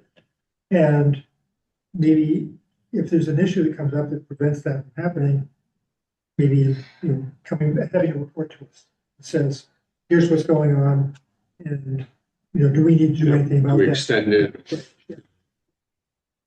Rather than all these other steps about, rescinding the permit. Makes sense. So meaning returning to the board with sufficient time to try to address that, as we're approaching that timeline, right? The bank is approaching that timeline. Because I think that you'll know how it's going, right? And you'll get to that point, and we're picking, it's not an arbitrary date, but it's a date. And then it wouldn't be unreasonably withheld. We wouldn't say, oh, midnight on July, whatever. Yeah, We would, by June 30th that something's going on. yeah, we'll just say, okay, it's a month or. I have two requests relative to the drawing. Please, very quick. But the drawings identify a top of new parapet elevation, 28 feet above the level 1 floor slab. I'd like you to just put a dimension, an elevation notation on the actual radiator. Relative to that, I know you've got the dimension above the roof and above the existing parapet. It would be good to have just an elevation designation for the top of the radiator, similar to what you have for the parapet. Okay. And I also, given that you're showing that it's roughly the same height as the other equipment on the new addition, could you also identify the elevation of the top of that equipment on the roof, just so we understand that? And then one last request, and you mentioned this, but I'm wondering if you could somehow designate this on the drawings. You said at the last meeting that we don't need to see interior routing of piping and connections to the new radiator location. It would be good to just understand and confirm that none of that is visible on top of the roof on the outside. May all be happening within that new stucco screen wall, but I think you just need to somehow acknowledge that. Okay, a note on the plan, is that sufficient? Okay. I think a couple of columns in the plan could help with that and make it An clear. acknowledgement on the plans that any exposed connections to the radiator will happen within this group. See it.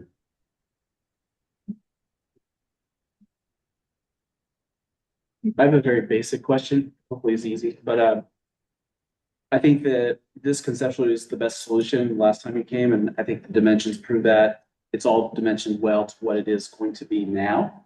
But the one missing dimension that I was trying to find, and this might only be for the meeting minutes, but approximately how much is this thing dropping? I could, because the dimension to the existing roof was not provided in the drawings. So I'm just curious, the kind of the punchline, roughly how much are we dropping this piece of equipment from its current location to this new location? In terms of height from the ground today versus. Yeah, I think your architect might probably knows. Can you go back to that? Yeah, which one? This one? Anyone with a dimension, if you zoom in to the dimensions, yeah, there.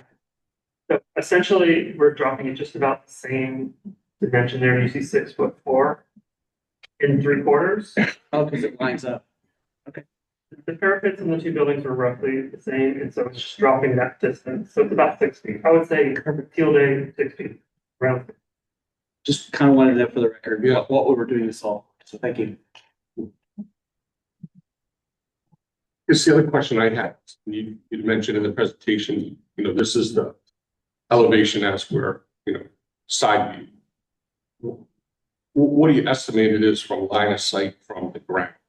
Like if I walked over there, how much do you think ballpark I would see it with the parapet and the offsets? Go back to the board. In terms of how much is the exposure? How much is, like now we look at it and everyone sees it, but it's going to be an improvement significantly, but the question is. That's what these renderings. It's difficult to estimate that actually. I'm not sure what you're asking. As I'm standing in the new location, you're going to put the radio in the new location, I'm across the street. Yeah. And I look directly up at it, line of sight. How much exposure am I going to see? This much.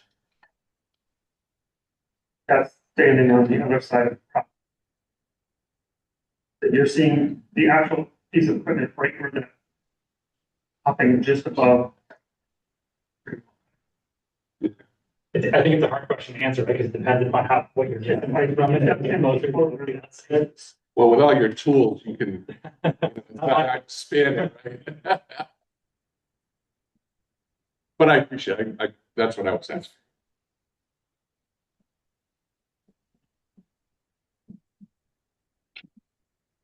We're seeing mostly the storage tank, which is probably in this particular spot, in this particular direction. I bet we're seeing 12 to 10 inches of the actual box.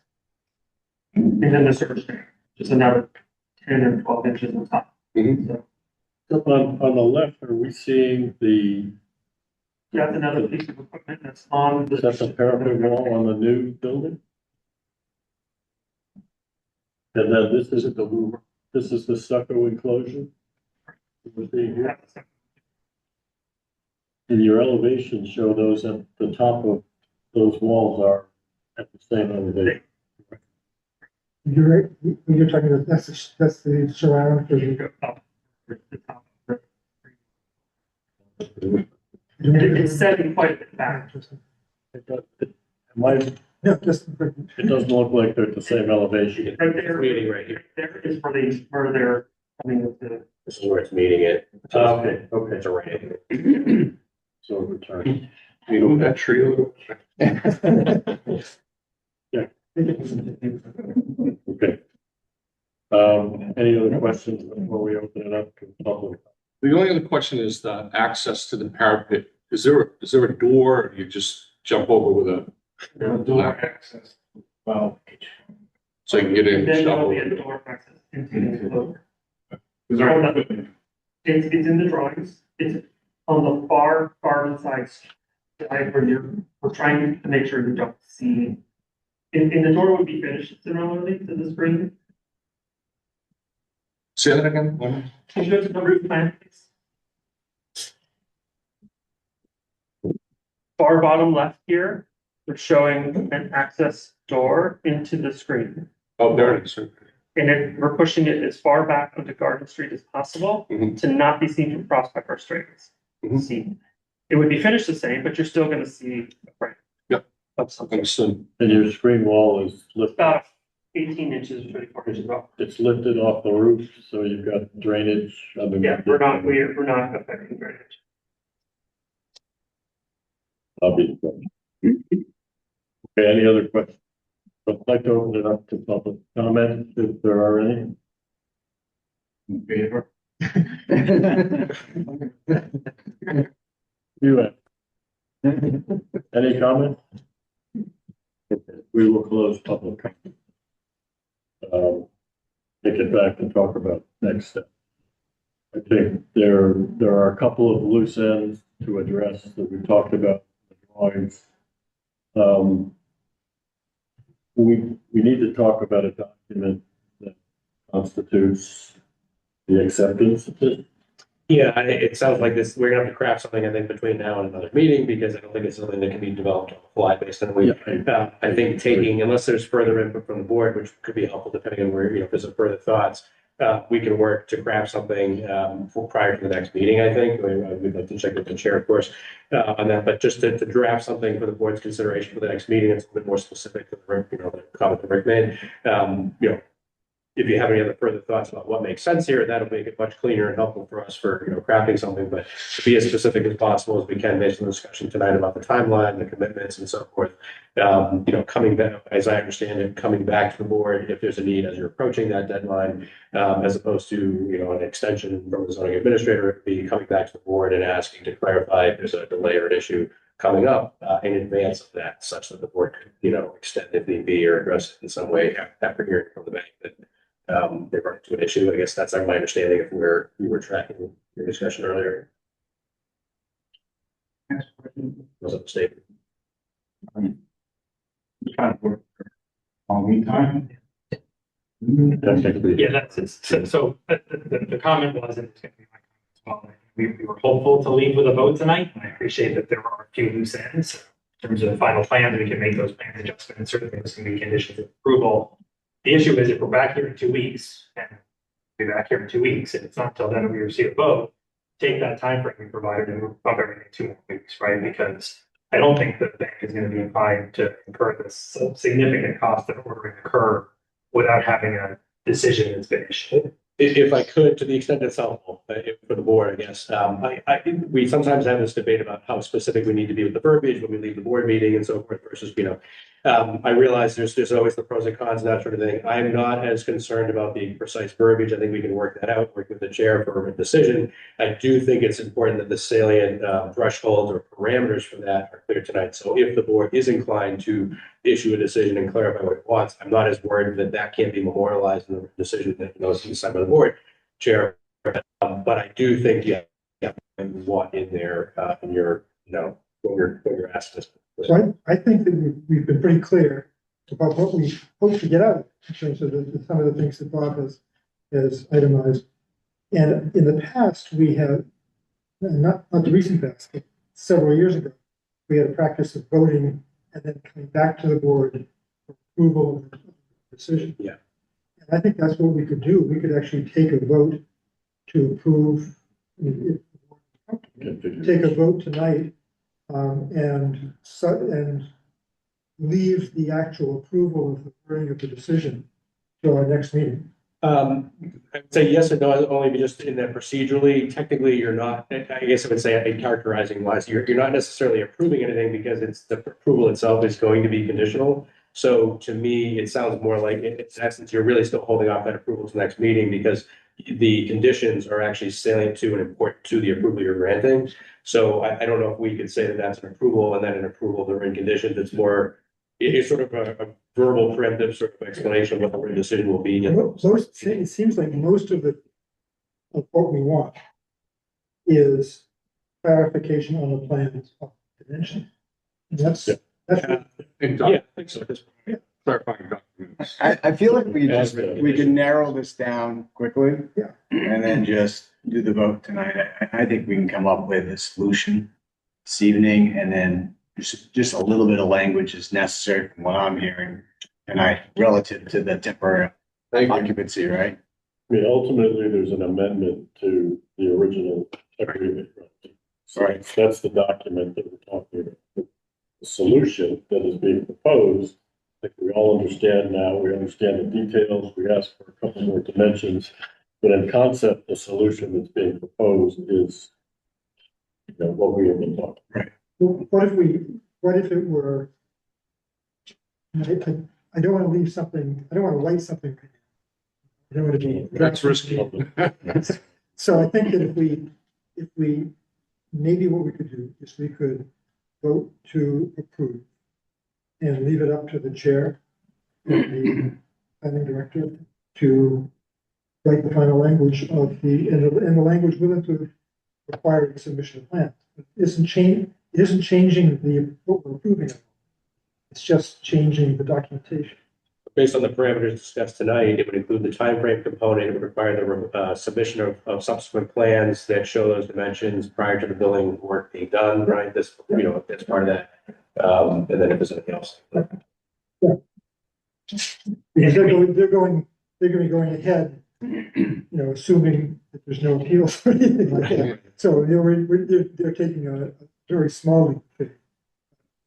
I'm more than happy to work with the chair, because otherwise it's as long as you're clear about the substantive components of it, I think that's the more important than the verbiage. I think we can, that's clear enough for me to work out. I guess my only comment would be, we're here because we're here and we can accommodate, but I'm not sure that ordering a long lead time item that you're not paying for, you're ordering, right? You have a say in it too, I guess is the way I would put it to the applicant. Right, it's not a condition we created, but if you have one lead time item, you could consider taking action on it. That's right. That's some separate and out of our control. Because I'm a little leery of doing something on the fly and then regretting it, or missing something and not having it that could be appealed. Right? Is my sense. I'm not disagreeing with you. Yeah. I've seen it done before. We vote based on what we said, this is it. But again, that's both sides have actions to take. The applicant can take an action and we can take an action. And through you, Mr. Chair, I certainly appreciate that, right? It's all a question of the degree of risk, right? So I appreciate that. I'm also not one, and I've been before your board a few times before, I'm not one to push in most instances for any sort of prompt action. What's another couple weeks in the context of a subdivision application or a special permit application? Typically not much. And I counsel boards as well, and I typically tell boards in most instances it's best to have a written decision for you, as you know. So in the circumstance where this is not a new special permit, it's not a new special plan approval, it's an amendment of a comprehensive special permit issued quite some time ago. And there are very limited conditions of approval that have been discussed. It's 3, maybe 4 tweaks to the plan. Those sort of plan tweaks are consistently included as conditions of approval that make these plan tweaks, submit them to the planning staff, and be sure that they incorporate permits. And then it really sounds to me like the only unusual, irregular condition that you're contemplating is this condition concerning the issuance of a temporary CO. I'm generally comfortable with what Mr. Ford drafted. It sounds like maybe the board doesn't think it needs to be quite that complex. I think it'd be simple to draft 2 or 3 sentences that essentially say the applicant's going to comply more or less with the timeline that's been submitted. If the applicant anticipates it cannot comply with the aforesaid timeline, the applicant shall submit a request to appear before the board to provide an updated request additional time, which the board shall not withhold, unreasonably withhold or delay. You get that? Yeah, I say that probably. That's Can we agree with that? Thinking makes the tracking makes sense. That the zoning administrator might give an extension. I think what I've heard here, I think sort of consistently is, the applicant can come back to the board if there's an issue in advance of that approaching timeframe to resolve, rather than having this part of the probably the cover level where he wants to. Isn't something happening offline from the planning board? It's certainly back to the spot. So that can be addressed. And from a timeliness perspective, we would obviously prefer to just go to the zoning administrator. It's quicker for us. But if the board's uncomfortable with that, if you'd rather see us and have us come before you, we'll come before you. The hope is that we're not going to have to. Can we make a motion to grant approval as outlined verbally? Is that possible? Addressing those 3. Yeah, I would say, as discussed here this evening, the only things that I think it might be helpful for and I think it would be, I do think it's worth just restating here, the dimensions or the adjustments you want on the plans that are coming back, just to be everybody's So clear. that they're in the Yeah, And I'm happy to recite what I have. just want to make sure everybody's clear here, and, you know, that'll make it easier also for the architect, everybody else is doing plans, and only one thing comes back, so. And to clarify, to that question, I don't think you have to come back to us every time there's an event. Yeah. The zoning administrator is well capable of enforcement of Right, in all between, things, you know, yes. it's not. We talked about dimensions, we talked about routing of piping and connections, and we talked about the added line item in the schedule relative to shutdown. Correct. And for dimensions, I had dimensions of, add an elevation to, as a notation with respect to the radiator in terms of its height, from the top of the new parapet. And then same with respect to the other equipment that was shown, existing equipment shown on the plan. Not relative to the top of the new parapet, but an elevation like you noted for the top of the parapet, which references the ground floor slab. So you've got one point of reference for all of those elevations. So with that. So No. Second. Show of hands. Those in favor. Opposed. So in concept. We have. Okay. And we'll work on the language. Yeah. We appreciate the cooperation.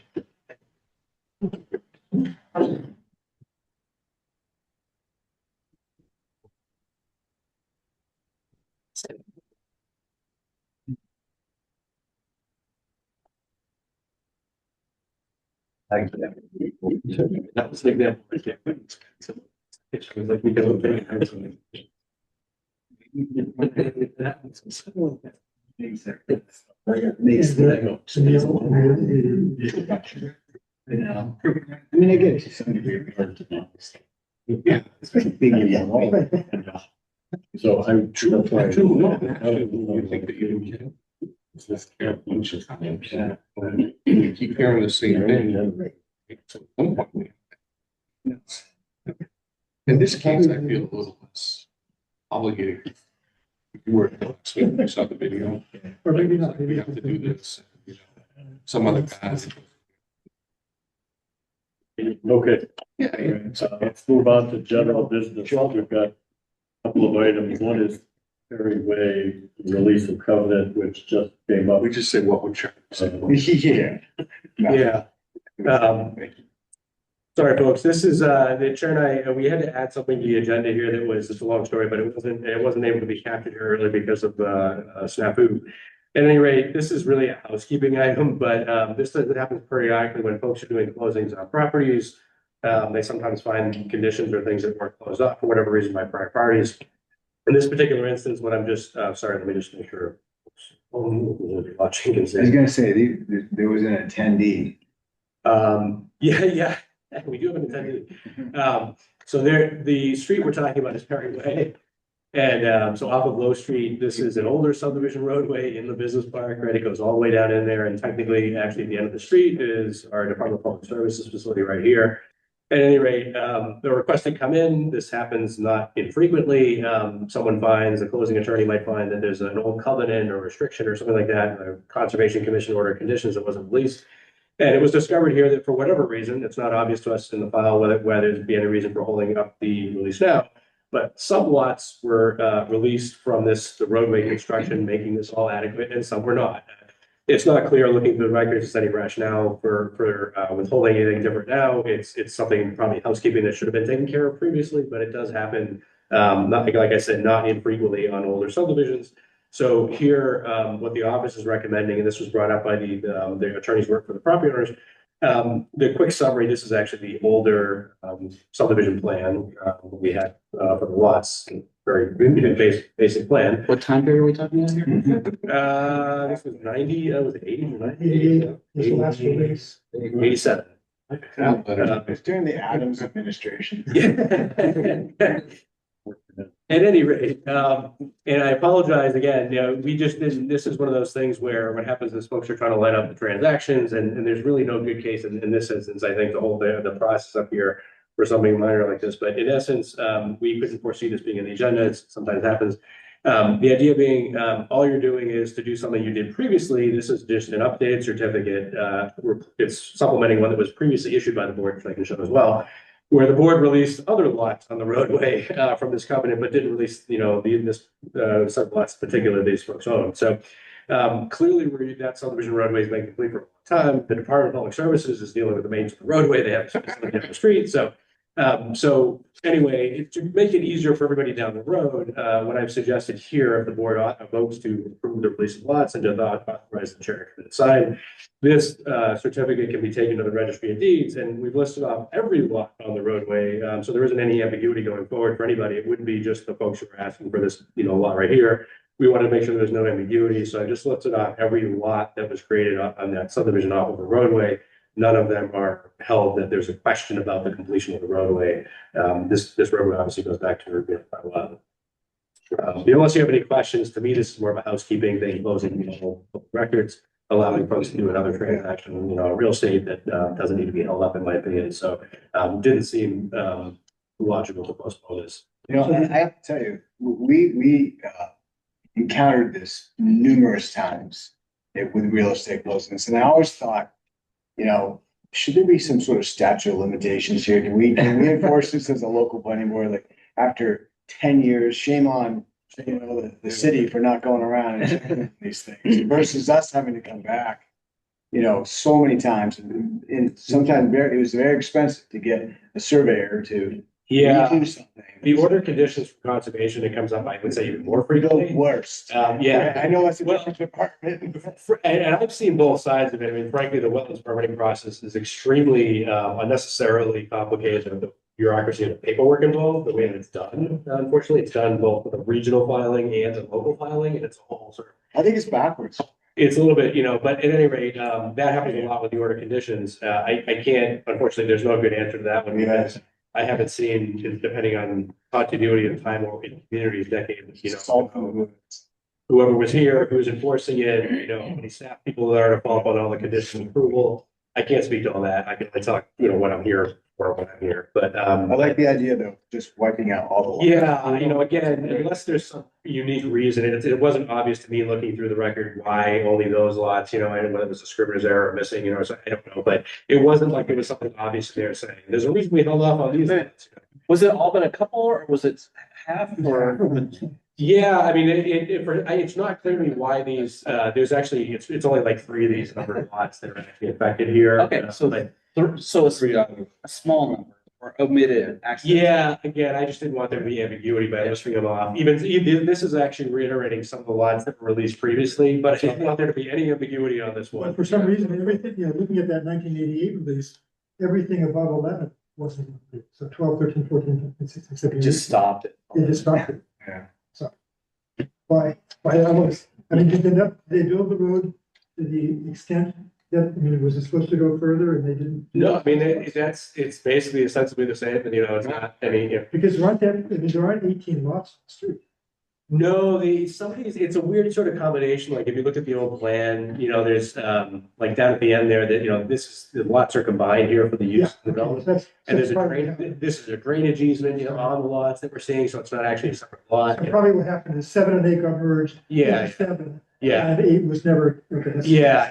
Again, it's if I had seen something that was like a flag in there saying like there's a reason why this, and we wouldn't want to do it now, but there was nothing in there. This is clearly just sort of an old trailing end that happened. Right. Sometimes just no one cleared up the paperwork years ago, and now somebody's filled up with it. They only went partway. They stopped halfway down the street. Yeah. I don't know how the construction at the time who was signing off. I don't know who's doing inspect. I know again. I can't. What is the motion? Is the motion to? Sorry, the motion would be to the release of the lots and the chair to sign the certificate. So. Could I have a motion? Motion to release all covenants throughout the state. Massachusetts. You made something to show that. Yeah, that sounds good. And if you don't mind, maybe we can. On to approval of minutes, for all 4 of these, I sent Caitlin my comments. We did too. I don't know if anybody else sent comments, but I think the notes now are in a position to be approved. Unless anyone has any other comments about it, I'd like a motion related to. I think that, well, you were not. I was not there for two of We have to those. do them one of the. Yeah, I can't vote on all. Where have you been? I did send in one comment on the February 4th. Make a motion to approve the minutes of December 17, 2025. All those in favor? Make a motion, Opposed? Abstentions? Jack said yes too. make a motion to approve the minutes of January 7th, 2026. Second. All those in favor? I think I was, Get ahead of it. I think I'm sorry, abstain. One abstention? Two. Two Abstain. I'll just leave my hand up. Okay, And move approval of the minutes of February 4th, 2026. Amended. That's amended. Second. Amended. all those in favor? I wasn't Abstention? abstention. One abstention. And, oh, why don't you do this? I remember the date. I closed my. I make a motion to approve the minutes of February. I'm trying to give you help. 18. Second. Second, all those in favor? Abstain. Abstain. Two abstentions. All right, okay, clearly. Any other updates from the chair? I have no other. Maybe you were anxious to get out of here. Just two updates I would offer. One is, we had a working session with the consultant with the Story Avenue stuff. He was gonna get back to me this weekend. He was delayed a little bit, got back to me. I was very busy today, so I didn't have a chance to follow up on that and push something out. So I'm gonna do that tomorrow morning with the subgroup. But one of the things that when he came back, and he was generally speaking in agreement on the scope, I had tweaked two prior versions that I had on this, merged them together, made some tweaks based on our discussion, sent it over to him. This is David Gamble. And he sent back on a quick glance when I saw from him, and I wasn't able to follow up on this because I've been busy today with a lot of other things, but he was essentially suggesting he sort of agreed with the general scope and the approach that we were talking about in our subgroup. I know some of you weren't part of that discussion, so I apologize if you have any questions about it generally. The idea here is how do we want to run our process for the sort of, visioning of this and that, and the deliverables and sort of the approach of the public meetings and whatnot and the working group sessions. And so the main thing that I got, just a quick glance at his emails, I was doing other stuff today on this, was I think, and this is partly, I wanted, if you have any input on this now, it might be helpful. It might be something for the subgroup as we go into the tomorrow to follow up on. But he was suggesting that because of the budget, the scope of work, and the comments and the group's comments or thoughts about what we want to cover in that ground, he felt that it would be more realistic to cover a smaller area. Essentially, from my lens of that might mean something more on the lines of like this side of, what we're talking about here as opposed to over here. He wasn't very specific about how much of an area, but he felt it was a larger area based on the sort of variety of different thoughts the subgroup had about how much ground we want to cover, what we want to do. All that being said, I am not I wouldn't be as concerned about that front myself, and with a couple of caveats maybe. One is we've already kind of talked at one point about to what degree we want to incorporate this piece right here. I do think it's beneficial for a visioning exercise and what we want as a city, but we also know it's under state control. We're not necessarily prioritizing housing units. It sounds like based on the water supply impacts and all that kind of stuff. We have to reserve the unit count, I think, for city zoning properties and whatnot. This is state land under Mass DOT right now. But the other thing is I happen to look at this area and I happen to think that the low hanging fruit of easier pieces to work with and the things that are more likely to happen in the near term are these larger chunks and probably this section here. So from my lens, because I think these are going to be harder to work with and aren't going to change much, and these are probably not going to change, substantially in terms of just being multi-family housing that are sort of isolated, if you will, as condos. They're all condos. They're not even, one by one developed. To me, it's not, if we're going to focus on something more specifically, this is actually where I think the most of our benefit comes out of anyway. So I'm perfectly fine with that sort of approach and saying, all right, if we're going to focus on this, we're going to, let's do that. So I would be fine with sort of making an adjustment with him on that front there, but I don't know whether now or going to tomorrow, the subgroup anyway. getting thoughts on that piece. I have to get it from the others who were part of our discussion as well on the council side. But that was kind of the tip that I got from him in the response back to the scope as well. The group wants to do, a lot here, but wants to do a larger area that maybe I think is sort of realistic on this, perhaps doing a smaller area. And that's what my thinking was based on that. Just in, When you say larger area, are you talking about a site plan vision? yeah, so the sort of master plan block diagram, by the way, and I apologize, he actually said with his email, and again, I was only able to take a look at this right before the meeting because I was occupied with a bunch of other things today, but he had sent over, this is an example, for instance, of another example he thought was sort of comparable to the types of, again, this is a little bit more of an aerial view, but an example from another project, of how we could help to sort of visualize what that might look like down the road for the area. Again, as long as it's helping to define the blocks we talked about and it's creating the building forms and providing some sense of what that's going to feel like, I would be I'd much rather do, without having a discussion with the city council about appropriating more funds and that, multiple consultants have said, look, you only get so much money to work with here. I would prefer to get like something really good for that area that's the low hanging fruit and much more likely to happen in bigger chunks, that sort of thing.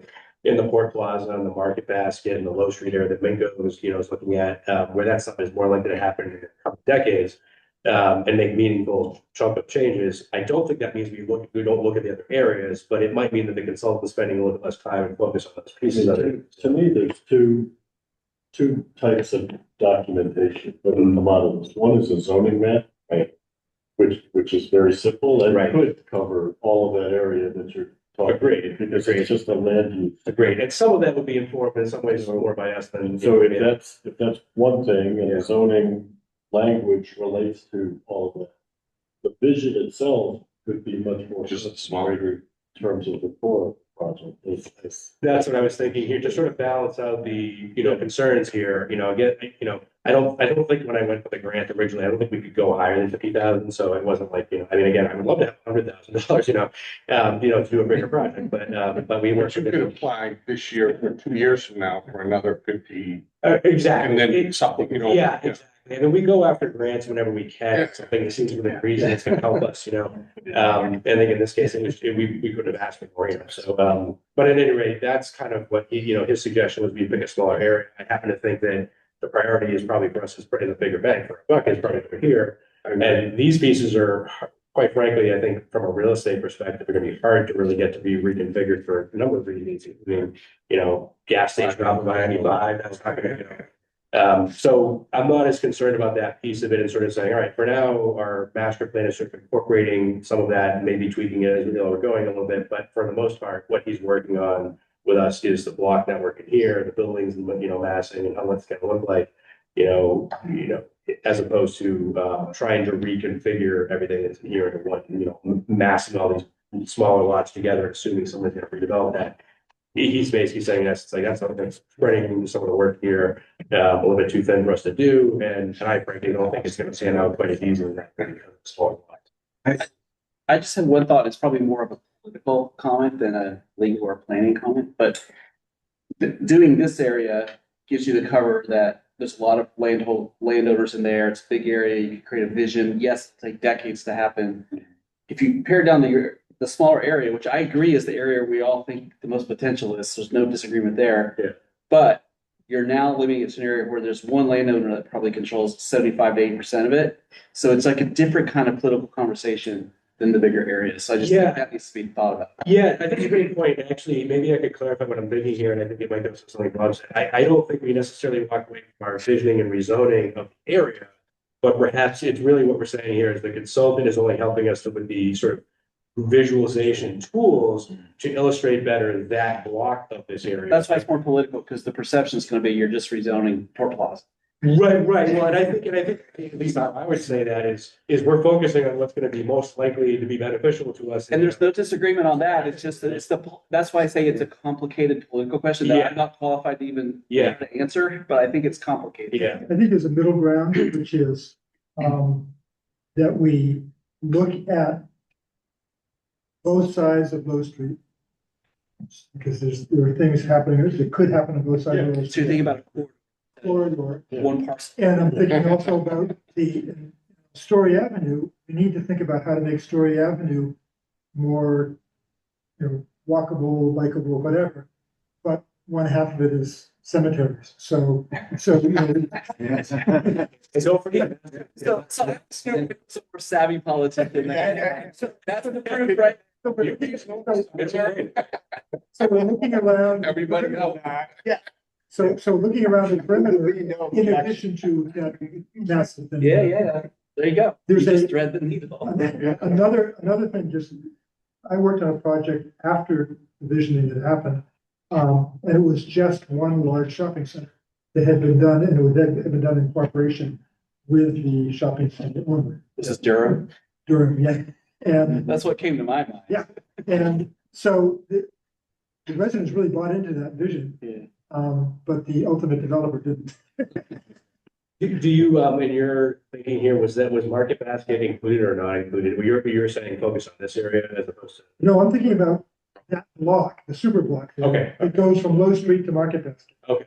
But also, as part of the visioning, look at how you see it and how you experience it from Low Street and Story Avenue. So Yes. not just internal, but you're looking. Oh, yes, sorry, 100%, I agree. I mean, I do think if we're looking at this block here, I think even if we have to accept it for, some period of time, there's smaller pieces are harder to work with, right? But I think that streetscape has to be important, right? And I also agree down here in the Low Street section, like, I wouldn't want to do just Port Plaza and Market Basket, but not do this Low Street section here. That would be a mistake. We have this building that's presumably coming along here. We should frame and deal with this part of it, right? I think we can think about that, Plaza Landings as the new context for what happens to Right, Pennyworths, for example. right. We would like that to be integrated with what happens here. As part of it. So out of curiosity, I appreciate the Coney Island image that he provided us. But sub area B, is that even sub area B, is that even a potential residential? And if so, should we take that into consideration? Yeah, I mean, I should clarify here, it's partly, my own fault for that there's been, sub area B has been included here, but going back a couple of years at this point, we saw the vacancy of that property, not being utilized very much, and I wouldn't suggest necessarily we take away the transit component, but I think that we could possibly, as a Commonwealth and city, get more out of that property than just the vacant parking. I feel like it's a missed opportunity there. However, it's under Mass DOT's jurisdiction. So, Okay. And in several years of discussions with a few folks here and there, has not gone through any of that, and partly because it was funded partly with federal funds. So, imagine how difficult it is for us to undo can we move it from Mass DOT over to those who can make housing out of it, or that's going to take some time. So, But there's been a big push for housing. there has. And I have to say that to me is the most ideal place. But there's also a push for transportation too. Yeah. Again, I don't think we drop it off the radar, but one of the other things that I at least have on my list is there is now this finite cap of water we can provide. And what I'm seeing here on the whole lens, generally speaking, is given the limitations that we have, just in quick summary, the amount of water we can provide for unit counts that are happening in different areas like MBTA communities, put it a placeholder for Waterfront West, if it happens, what kind of units are there. You have ADUs that are happening. If people are going to have a combination with that, we got intermunicipal agreements with across the line. Just in quick synopsis, going back to something I might have mentioned previously, my concern here is that we would be trying to put units here, assuming that we're then taking away from units that could be used here to reform this area and benefit it as a redeveloped village center. So in some ways, I'd even be reticent to now that I know about the water supply limits sort of colliding here with this, like how much we can really do. We can't create 1,000 units of residential here because we couldn't provide the water for it. So what I was thinking, again, I'm trying to get in the middle there. Yeah. Thinking about Bob's thought about a zoning map and thinking about Coney Island. We could have a massing and circulation plan for that without assigning a use to it. Mm-hmm. So we could say, this is the kind of buildings we want. We want to make a connection to the Garrison Trail, right? That kind of thing. You use that signalized intersection. Right. So we could actually have a master plan that doesn't designate any use for. Yes. And that doesn't need to have the level of detail. Agreed. I agree. And I agree. That's sort of perhaps what we're doing here is we're saying like there's portions of this that we're covering with our zoning and our component here that are larger than the consultant is doing to help us visualize the graphics. Yes. Because that's only what we can do with our budget, right? And then so I think that can work here. For us. He could do a, he could do a detailed, modeling of something in the supermarket along those streets. That's more generic. And then a kind of a wireframe, whatever. Yeah. For the area B. Agreed, 100%. And I think, that is doable. And what he's essentially saying, I guess, is, that's doable, but the refined detailing for everything in that entire area, like, this won't be doable for him for the entire area. He's saying that. Or desirable. That's too specific. Well, yeah. Right there for the boats. Norwalk, yeah, so Norwalk, and this was the color version. That's too specific. Isn't it? Yeah. It's more specific. I don't like schools. Science standard. Count stories. Okay, so I'll follow up tomorrow, and let's give, I'll push that back from the consultant back. He had sent some comments to me on the scope. I'll push that out to the group. Again, if you have further thoughts, especially since there are some of the council aren't here to with us. For thoughts that folks have on this, appreciate your thoughts tonight. I think if the others are sort of on the same general page about that, then we can get going in that piece of that with him, and parallel it with our work, for the larger area. That you won't necessarily providing detailed graphics for, but we'll still supplement that. So, We're gonna meet tomorrow. I don't think so at this point, just based on, because I have to touch base with him and I wasn't able to close it loop today. But there is also a mention on April 15th, we're tentatively going to have another joint public hearing on zoning amendment. So Councilor Nikitic, who was here tonight, had submitted for the last council packet a zoning amendment. The quick mention of this is just that it has to do a little bit with the McMansionization of, homes and small lots and housing. It's a bit of touch on that. It's a text amendment, but it goes with something that I think might also be coming forward in the council for some zoning changes or possible zoning changes for the western and, the city, the sort of suburban sprawl neighborhoods. That might do some things that make sense from a zoning perspective, because we're sort of saying, does the superimposed zoning that's there today make sense, right? Suburban sprawl zoning. Should we, we've seen some of that with 18 Island, for instance. So I think we're talking with counselors in the coming days about some of those pieces and how that all fits together and what's going to be included in that's a better idea. But I think there's a possibility, I guess the reason I mentioned that is there's a possibility that one amendment that's already been brought forward, it's text, that you pushed out like we usually do. Here's a joint public hearing, here's materials, it's on our regular agenda. But we'll probably also have another amendment or two related to that in some way, dealing with dimension requirements or some of those neighborhood, zoning constraints in the western, neighborhoods, let's say. Perhaps I can't speak specifically to those because we haven't gotten to some of the specifics of what those amendments might include that the councilors are thinking of there.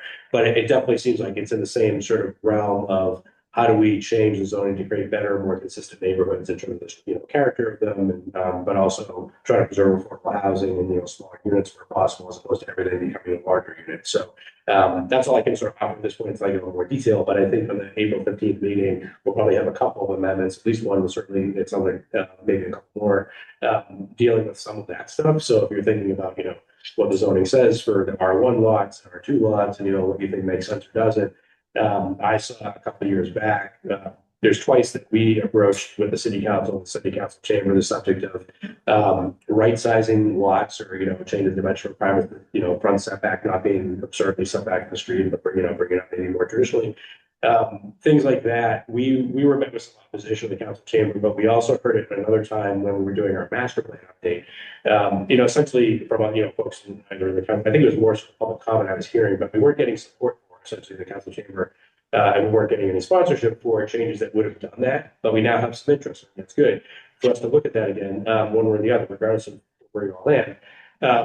But so I think it's good we're looking at that. But I mentioned it mainly because it's as we're looking at this piece here, we can look at prior examples, but I think this focus now seems to be more on the western end of the city, if you will. I don't mean on the other side of I-95. I mean, it's right from, from this Story Avenue area, kind of over west, as opposed to tight in the National Register Historic District area. The reason I mentioned that, I don't know until we get into our detailed discussion, but there was actually a downscaling, downzoning, so to speak. The R3 district that was around the downtown got reduced a couple years after we had broached and had some discussion about the, changing lot sizes and, reflecting what the neighborhoods actually have in the neighborhoods as opposed to superimposed zoning.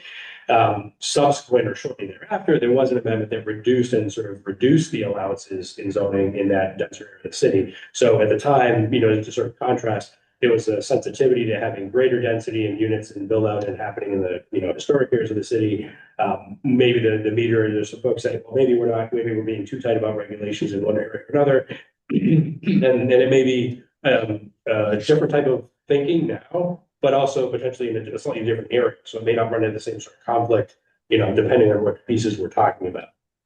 So one thing to think about, I think, is how to market this, because I think what we're really talking about in these cases is trying to make the zoning match the historic character of the city. And so using, maybe right sizing isn't the right word, because people don't know. You could use other, a whole bunch of, but you could say traditional zoning, traditional districts. It's a judgmental word. Yeah, we just need to come up with something that kind of expresses what we're trying to do. Agreed. The other thing is on the Councilman Nicodemus amendment has not come to the council yet, correct? No, it went into the council packet this week. Yeah, and so I did have a conversation about my suggestion at the time was perhaps because there was some interest in this overlapping area. I had actually seen the area that this amendment touches on, which is what it basically does is it says to the ZBA, for instance, if you're looking at an expansion of a house, consider as part of this, the desire to create, keep affordable housing and the impacts, that sort of thing. But I had actually suggested, could we wait a week or two to work with others to talk about how it kind of ties in, maybe have a package that deals with a couple of things together, and whatnot. There was desire to get that in the packet and get it going. So, from there it becomes, all right, let's try to work on it in committee. Yeah, I think I've looked at it and I really have serious problems with it. And I know that Jared Eigenman wrote it and copied it from a court case, so that's where it came from. But it alludes to the city. The last version I saw alludes to the city's policy in support of starter homes, and nowhere else in the zoning ordinance does it say this. So this would be the only case where the city has a policy in favor of starter homes. It just seems. Yeah, well, there's a relationship too to like expansion of homes. I mean, if you look at the historic areas of the city, this would be something saying, well, ZBA, should you allow expansions of structures generally? Because, it's got this constraint on trying to keep units smaller. What I said was that I appreciated the concept, and I think I agree with the concept of trying to, give greater consideration, however we do it, zoning or board decisions, to keeping smaller units, having smaller units, not just everything, that's changing become a giant unit. But I wouldn't necessarily have written it that way. I might have put it in a different place or, Purpose section of the zoning. Yeah, well, that's what I said. I said, to me, I would go right to the purpose section first. See, we're in favor of smaller, more. Yeah, to me, that I saw a relationship to Plum Island where you think about, you don't necessarily, the zoning already says essentially a purpose of the district is to reduce impacts and damage, right? So reducing growth is one of the intentions essentially of the district overall. That seems to be somewhat parallel to the, adding the purpose statement. So I was thinking something similar, but I was not able to sort of. Yeah, we'll just have to. We'll have to do it in committee. Yeah. And that's how it's. I just wish it would come, I guess I wish we would have a bigger discussion about these things before it got memorialized in a zoning ordinance. I'm 100% agreement. That's why, I was trying to pull this group together and I asked, could we work together to do this? There was desire, some folks, getting the docket, sponsoring, whatever, but my thinking was that doing it together in one organized fashion, that we talked about the policy and the tools and so forth that have one package makes more sense than just sort of rushing with one piece of it or showing, I think we're in a position of pushing back against. Well, we've had a track record of everything gets approved. At some point, something might not get approved, right? I mean, something might just not be popular. In terms of zoning, you mean? Yeah. I mean, something might get proposed, it's not popular enough to be approved. Yeah, I mean, I could see this one being supported at the end of the day, but I definitely, I agree with Rick that I think in some way, shape or form, I would structure it, write it differently. I wouldn't have written it the way it was written in this example. And think about the broader issue, because it's just, what this does, I think, is it only looks at starter homes, and uses the word so-called starter homes. Yeah. And it only looks at them in the case of an existing non-conforming structure that you want an extension. Yeah. So I mean, that's the only case. Yeah. It seems very strict. Yeah, well, again, if you think about some of those things are gonna apply, we're gonna see a lot of this, that's gonna affect a lot of the denser historic areas of the city where everything's not conforming. Is this right? publicly online, by the way? Because you obviously know more than we know. Yeah, no, sorry. Usually what I do when the council has, we try to coordinate in advance, but sometimes things are slow to make, so when they're coming in, I usually do is when they come on the council packet, I'm pushing out the planning board saying, all right, we're setting up, you want to talk to the chair, setting up a zoning hearing, here's the amendments, and so forth. I didn't have a chance to do that this week, but it was partly because I wasn't sure whether something else was going to be thrown on this next meeting. And we're having a discussion on Friday with some folks on this area, but it wasn't, normally I would have pushed up by now and said, like, this is the zoning amendment that was just pushed in, we're gonna have a discussion about it in a couple of weeks. But I'm sort of mentioning it briefly verbally here, but I'll push on tomorrow the text of it, but it's a very short text section, but I think it relates to a much larger issue. And probably it would have been nice if the whole thing was kind of brought together. My hope was that it was that. But again, I can't know, everybody has to kind of do it in their own capacity. In this case, councils are able to sponsor what they want. So, there may be a desire to merge together or incorporate other features or whatever.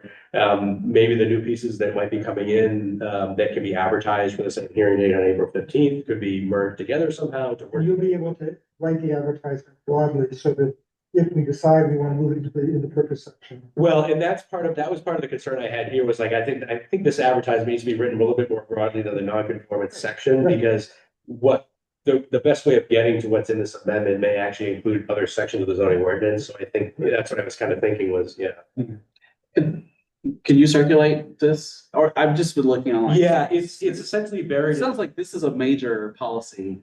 Well, yeah, I mean, we should definitely, yeah, I think it's definitely worth, discussing. I'll push it out, but it's buried it's one, in a giant PDF that's the council packet from Monday's meeting. But it's buried in there as one of the things. I usually just extract it and send it to you and say, like, here it is. It's just 2 pages, basically. So is that being brought by the planning and developing? Several councilors have sponsored, I think there's 3 at least, about 4 of that amendment. And again, I think there's each council will have to speak for themselves as to what they think this, is doing and how it relates to their goals. But I think like Rick said, it relates to some other tools and techniques that people might have hoped to kind of work together on. But it's only 2 pages and I can push that extra down. I was just thinking of mechanism wise, we want to get together and discuss it. We've done that for other things we do with ADU. We can discuss it at the next meeting. Oh, yeah. The only thing we have at the next meeting right now is, 18. Yeah, so, and It's again, pretty city council, Maybe I'm just, my imagination's going wild. yeah, the city council does that as well. So for example, you could take advantage of your next meeting by prepping a little bit, Meeting 18. Each of us. and as soon as we get more and you're saying, information. not gonna be till 2 weeks. Yeah, we touched base on like things to do it, when we advertise for, what can get a room and all, anyway. Long story short, we usually try to use planning board dates, and the one that worked for the councilors was the 15th of April. So, we're gonna go with that date, but then if it came up that there might be another zoning amendment, which we maybe just kind of, over the 3 days. Whether that rolls into the same night, possibly for efficiency, and it also might relate to the same subject. So it's good to have an opportunity for us to discuss things In advance, in advance. it'll make it more effective, I think, and it's in fairness for you, that the city council does that too in their own committee. They'll sometimes they're actually, I think, next Tuesday, meeting as well, I think it's Tuesday, meeting as well, a little bit in advance to prep a little bit their own discussion so that it's as efficient as possible as they need with you. So that makes perfect sense to me, I think, to take advantage of any needs you have in between, So, anyway. My head's swimming. This is just kind of weird. This is a lot. Is this gonna be a pattern in this year with this new council? There's gonna be all kinds of ordinances and we're just playing catch up and. Well, I'm trying to get a sense from each councilors what they're saying. No, I get it. You're in a tough spot, but what's your best guess of? There's definitely interested in affordable housing, right? And we can talk to that. What I wanted to talk about with them was sort of like which tools and techniques do we think we're using? Which ones are the best ones? How does it work in reality? Because some things it's on your regular books when you see how the permit works in zoning in Massachusetts with the loopholes and all, you gotta. So working through that stuff to get the best possible outcome, including, do we have to add a sentence over here? Do we need, or is that the right tool or technique? I mean, that's something that's a discussion. I'm not sure, Well, some of the intentions sound great. It's the execution that's gonna be really complicated. I agree. That's what I'm like trying to figure out. I agree. Even. Yeah, I agree. And I noticed the other day we were talking about just language, like common language at the request of the applicant. That's a standard language And then all of a sudden we were saying, don't use that, word, use another word. And you're like, well, what if that word means nothing? Right. It's bums me. But then all of a sudden someone will say, well, what does that mean? We'll say. I don't know. Yeah, so I can only say from the conversations I've had this far, definitely there's interest in the affordable housing end. There's interest in looking at the superimposed lot requirements or setback requirements and lot, things, and saying, does this reflect the neighborhood? Perhaps when I say rights, whatever term we decide to use, I agree with Rick, let's come up with a better term, but whatever term we use, to make the zoning actually reflect, if you're going to redo something with a house, does it reflect allowing what's in that neighborhood already versus, something totally different.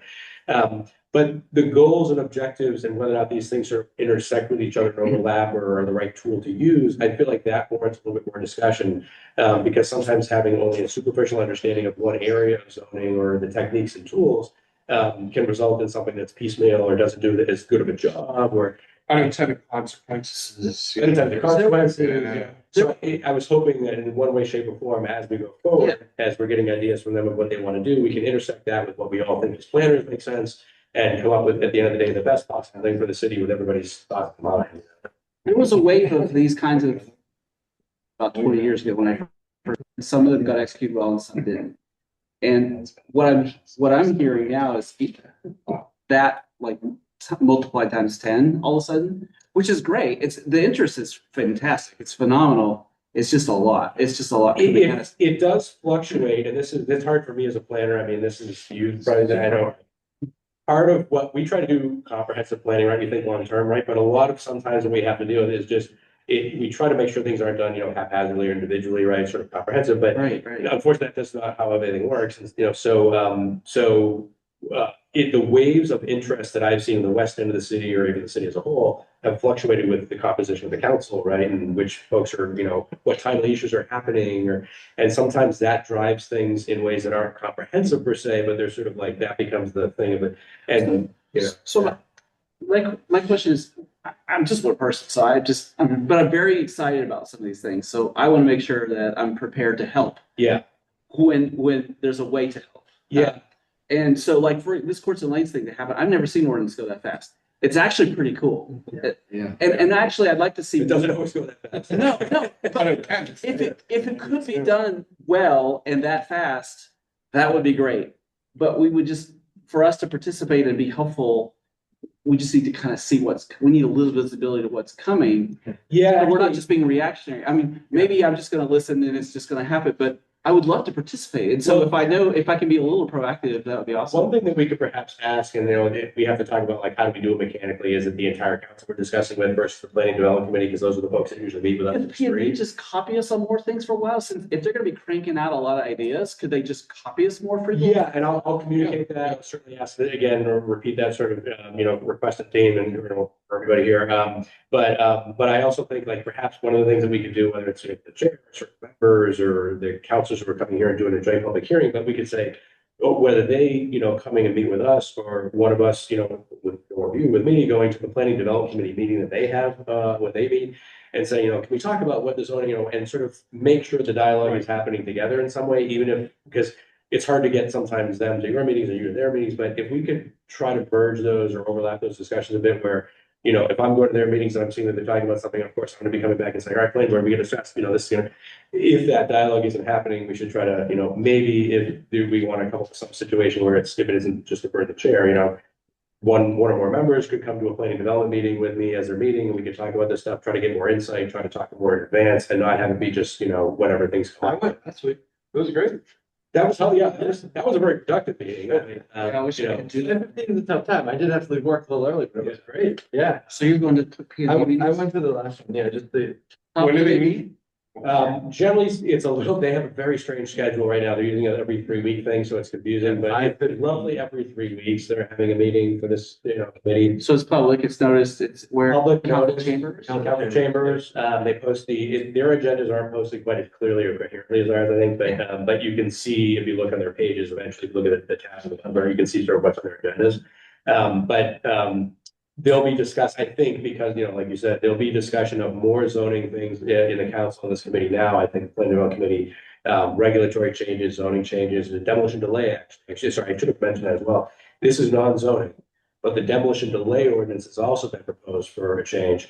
And this goes, I want to ask you about that. so, yeah, so. See, there's just so much stuff. There's a lot. There's a lot of stuff. 18 Highland Ave, Yeah, because they're reducing the length of time from 75 years to 50 years. that's the proposal, yeah. So then 18 Highland Avenue would be historic. Correct. So they could say we could have a 2-year delay, and they're increasing the time of the delay to 2 years. The proposal is 3. Yeah, no, but they're gonna aim for 2. I don't think 3 is realistic, maybe, but yeah. And that would be, and there's no grandfather, because it's not a zoning. See, this is, Correct. However, it's also, the downside of a tool like that. No, I'm not saying it's a good, I'm saying it's a bad. Oh, yeah. see, this is where, I mean, this is where a lot of people too can get really muddled between their goal, which is affordable housing and things that sound Yeah. good, and things that they try to implement, which actually do the exact opposite. And that was probably my concern, saying like, before everybody rushes in and sponsors something, out of the gates thinking like, could we at least meet to try to coordinate together, and walk through, one, try to coordinate it. And 2, try to walk through whether we're using the right tools, whether we're using the best How do way, you accomplish how to detect the consequences, Or frankly, Andy, and this is gonna be uncomfortable for you, but when it's this intense, there's gonna be more disagreement. And that's healthy. It's healthy. It's gonna be healthy to have more disagreement. Yeah. Because if people just think they can, like, we're just a rubber stamp for what the council comes up with, that's not helpful Yeah. to the city. Yeah, I mean, I prefer things, the policy, I've talked about it with recent councils who have come on, because I try to frame as best I can as a planner, but my preference and my best practice is, let's talk about the overall land use policy you want first, before we go into the weeds of the language, right? And that's why it's sometimes difficult when there's an insistence upon giving, the specific language is put on the floor, and we're already running with that, trying to work with it and, change or modify with that. Versus saying, for instance, short-term rental units, I keep citing this one, but it took 3 years to work out for the council or what worked there for the council. 3 years, and I'm talking hundreds of iterations of different verbiage. We were all there with you. Yeah, so, and my preference with that one is perfectly illustrated, is that it would have been a lot better for the council to say, let's talk about the basic parameters first, because what we found was there just wasn't support for the overall framework that had been worked on for like a 2.5 year framework. Period. And it would have been better for them to step back and say, what are the basic parameters we do agree on and we feel like are essential, and then to work on the language and the, formalities. But there isn't always agreement. Some folks want to move ahead in a different way. And so we try to keep it in sync, It's gonna get spicy.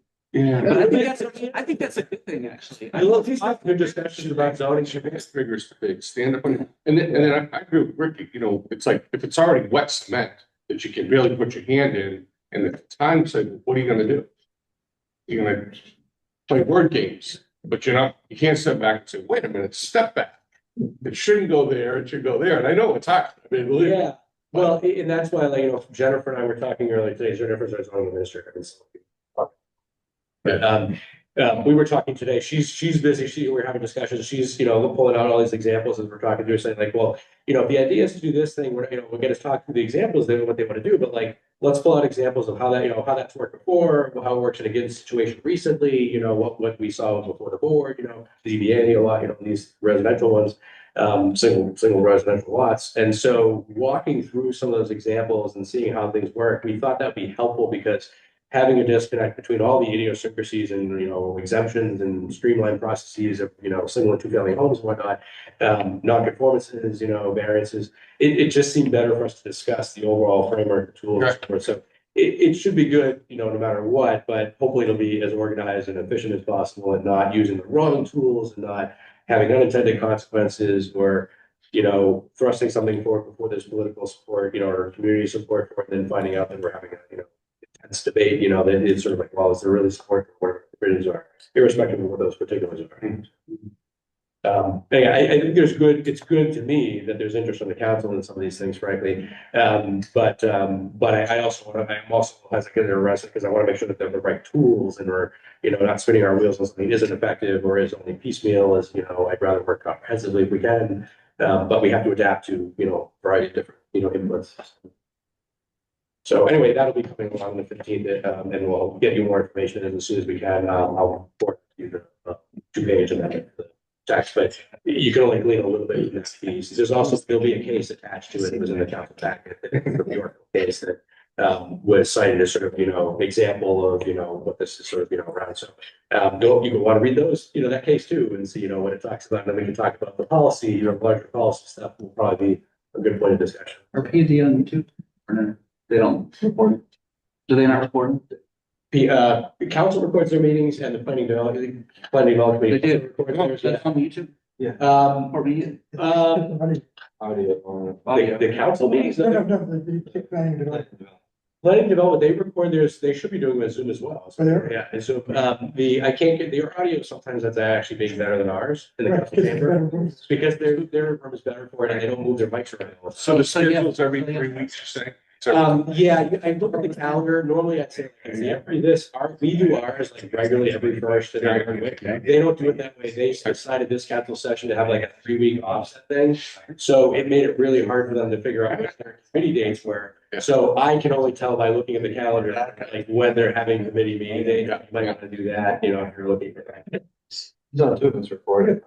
3 really quick questions. Private? Is anything happening with Haley?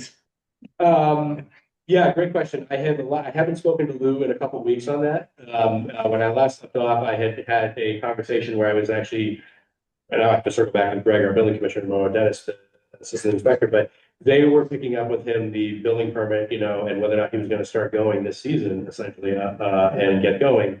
And I never got completely the answer. My understanding was it was going to be fall of this year is what Lou was thinking, that he was going to be starting the actual sort of substantial construction over there. But I do now, to your point, I want to circle back on that because it's been a couple of weeks and I haven't gotten anything definitive, beyond that sort of mention there. So I do want to circle back with Lou and the I think they fired up the backhoe and rotated it around, sold it around.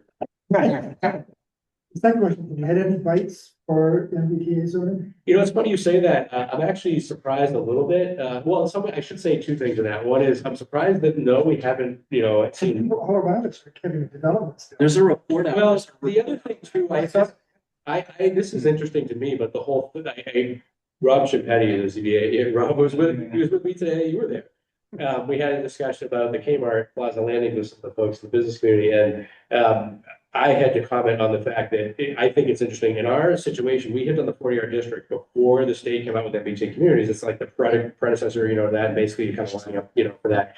And we did it voluntarily, but we decided consciously to make that 25% of the units affordable, not 20, which is what the baseline. Because one, you get more units that are affordable, right? 5% more. But also all of the units, if it's rental, all the units have there's housing inventory, right? Help with this. And that was the 40R was already written that way too, right? 40R, we chose, yeah, and in our situation, we were very lucky because we were essentially a grandfathered 40R district where the state said, you can continue to use that requirement for 25%. But I personally didn't agree with the Commonwealth basically saying to communities and MBTA communities, if you don't already have one of these grandfathered situations, you now have to start with like a 10% and you have to do a whole analysis and report to justify how the developer can afford to do the affordable units. I think that was a huge mistake, the way that it was done that way. I can't, I don't control that, but I think it's a missed opportunity. And I think in some ways harms us or communities that have like higher percentage because developers going to go where they have a lower percentage of the obligation. And I think the Commonwealth harmed the region in some ways by just saying, we're just going to assume that by mass producing units, but lowering the threshold significantly. So, Luke's not surprisingly comes in and says, well, if other people can do like lower percentages, like, and I'm like, I don't think we're going to reduce your percentage in your project by modifying, the permit, but I can see how that could, create some focus elsewhere rather than in our district. There's 2 projects going on in Raleigh and one in Newbury, Amesbury. Yeah, again, I think that's a mistake for the Commonwealth, and I don't know what that will do for us, unfortunately, but it is what I think it's a mistake. My third question, and we'll be very quick about this. What's happening in Portland? I haven't heard anything new on that. The last conversation I had, it was a couple weeks back at mayor's office.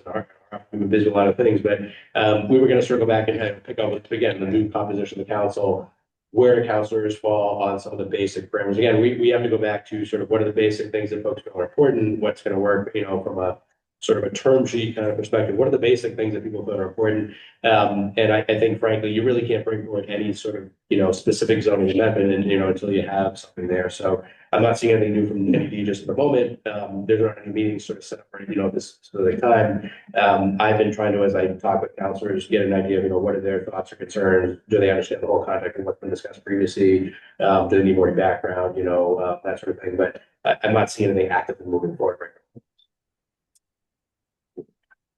But I will, if I do, well, certainly let you know. I will, again, ask the question as I periodically do anyway, if you don't ask, is, anything to discuss there? Should we, pick up a discussion? Do we work together with the same board? I'll. Because we had a draft ordinance outline, and then we gave it to Emily, and she did Yeah. it's like 2 years. Yeah. Right, I'm out. motion to adjourn. Stay longer. Make up for your last night. Close the meeting Adjourn? except for Joe. Motion to adjourn. Second, all those in favor? I'm out. I like that.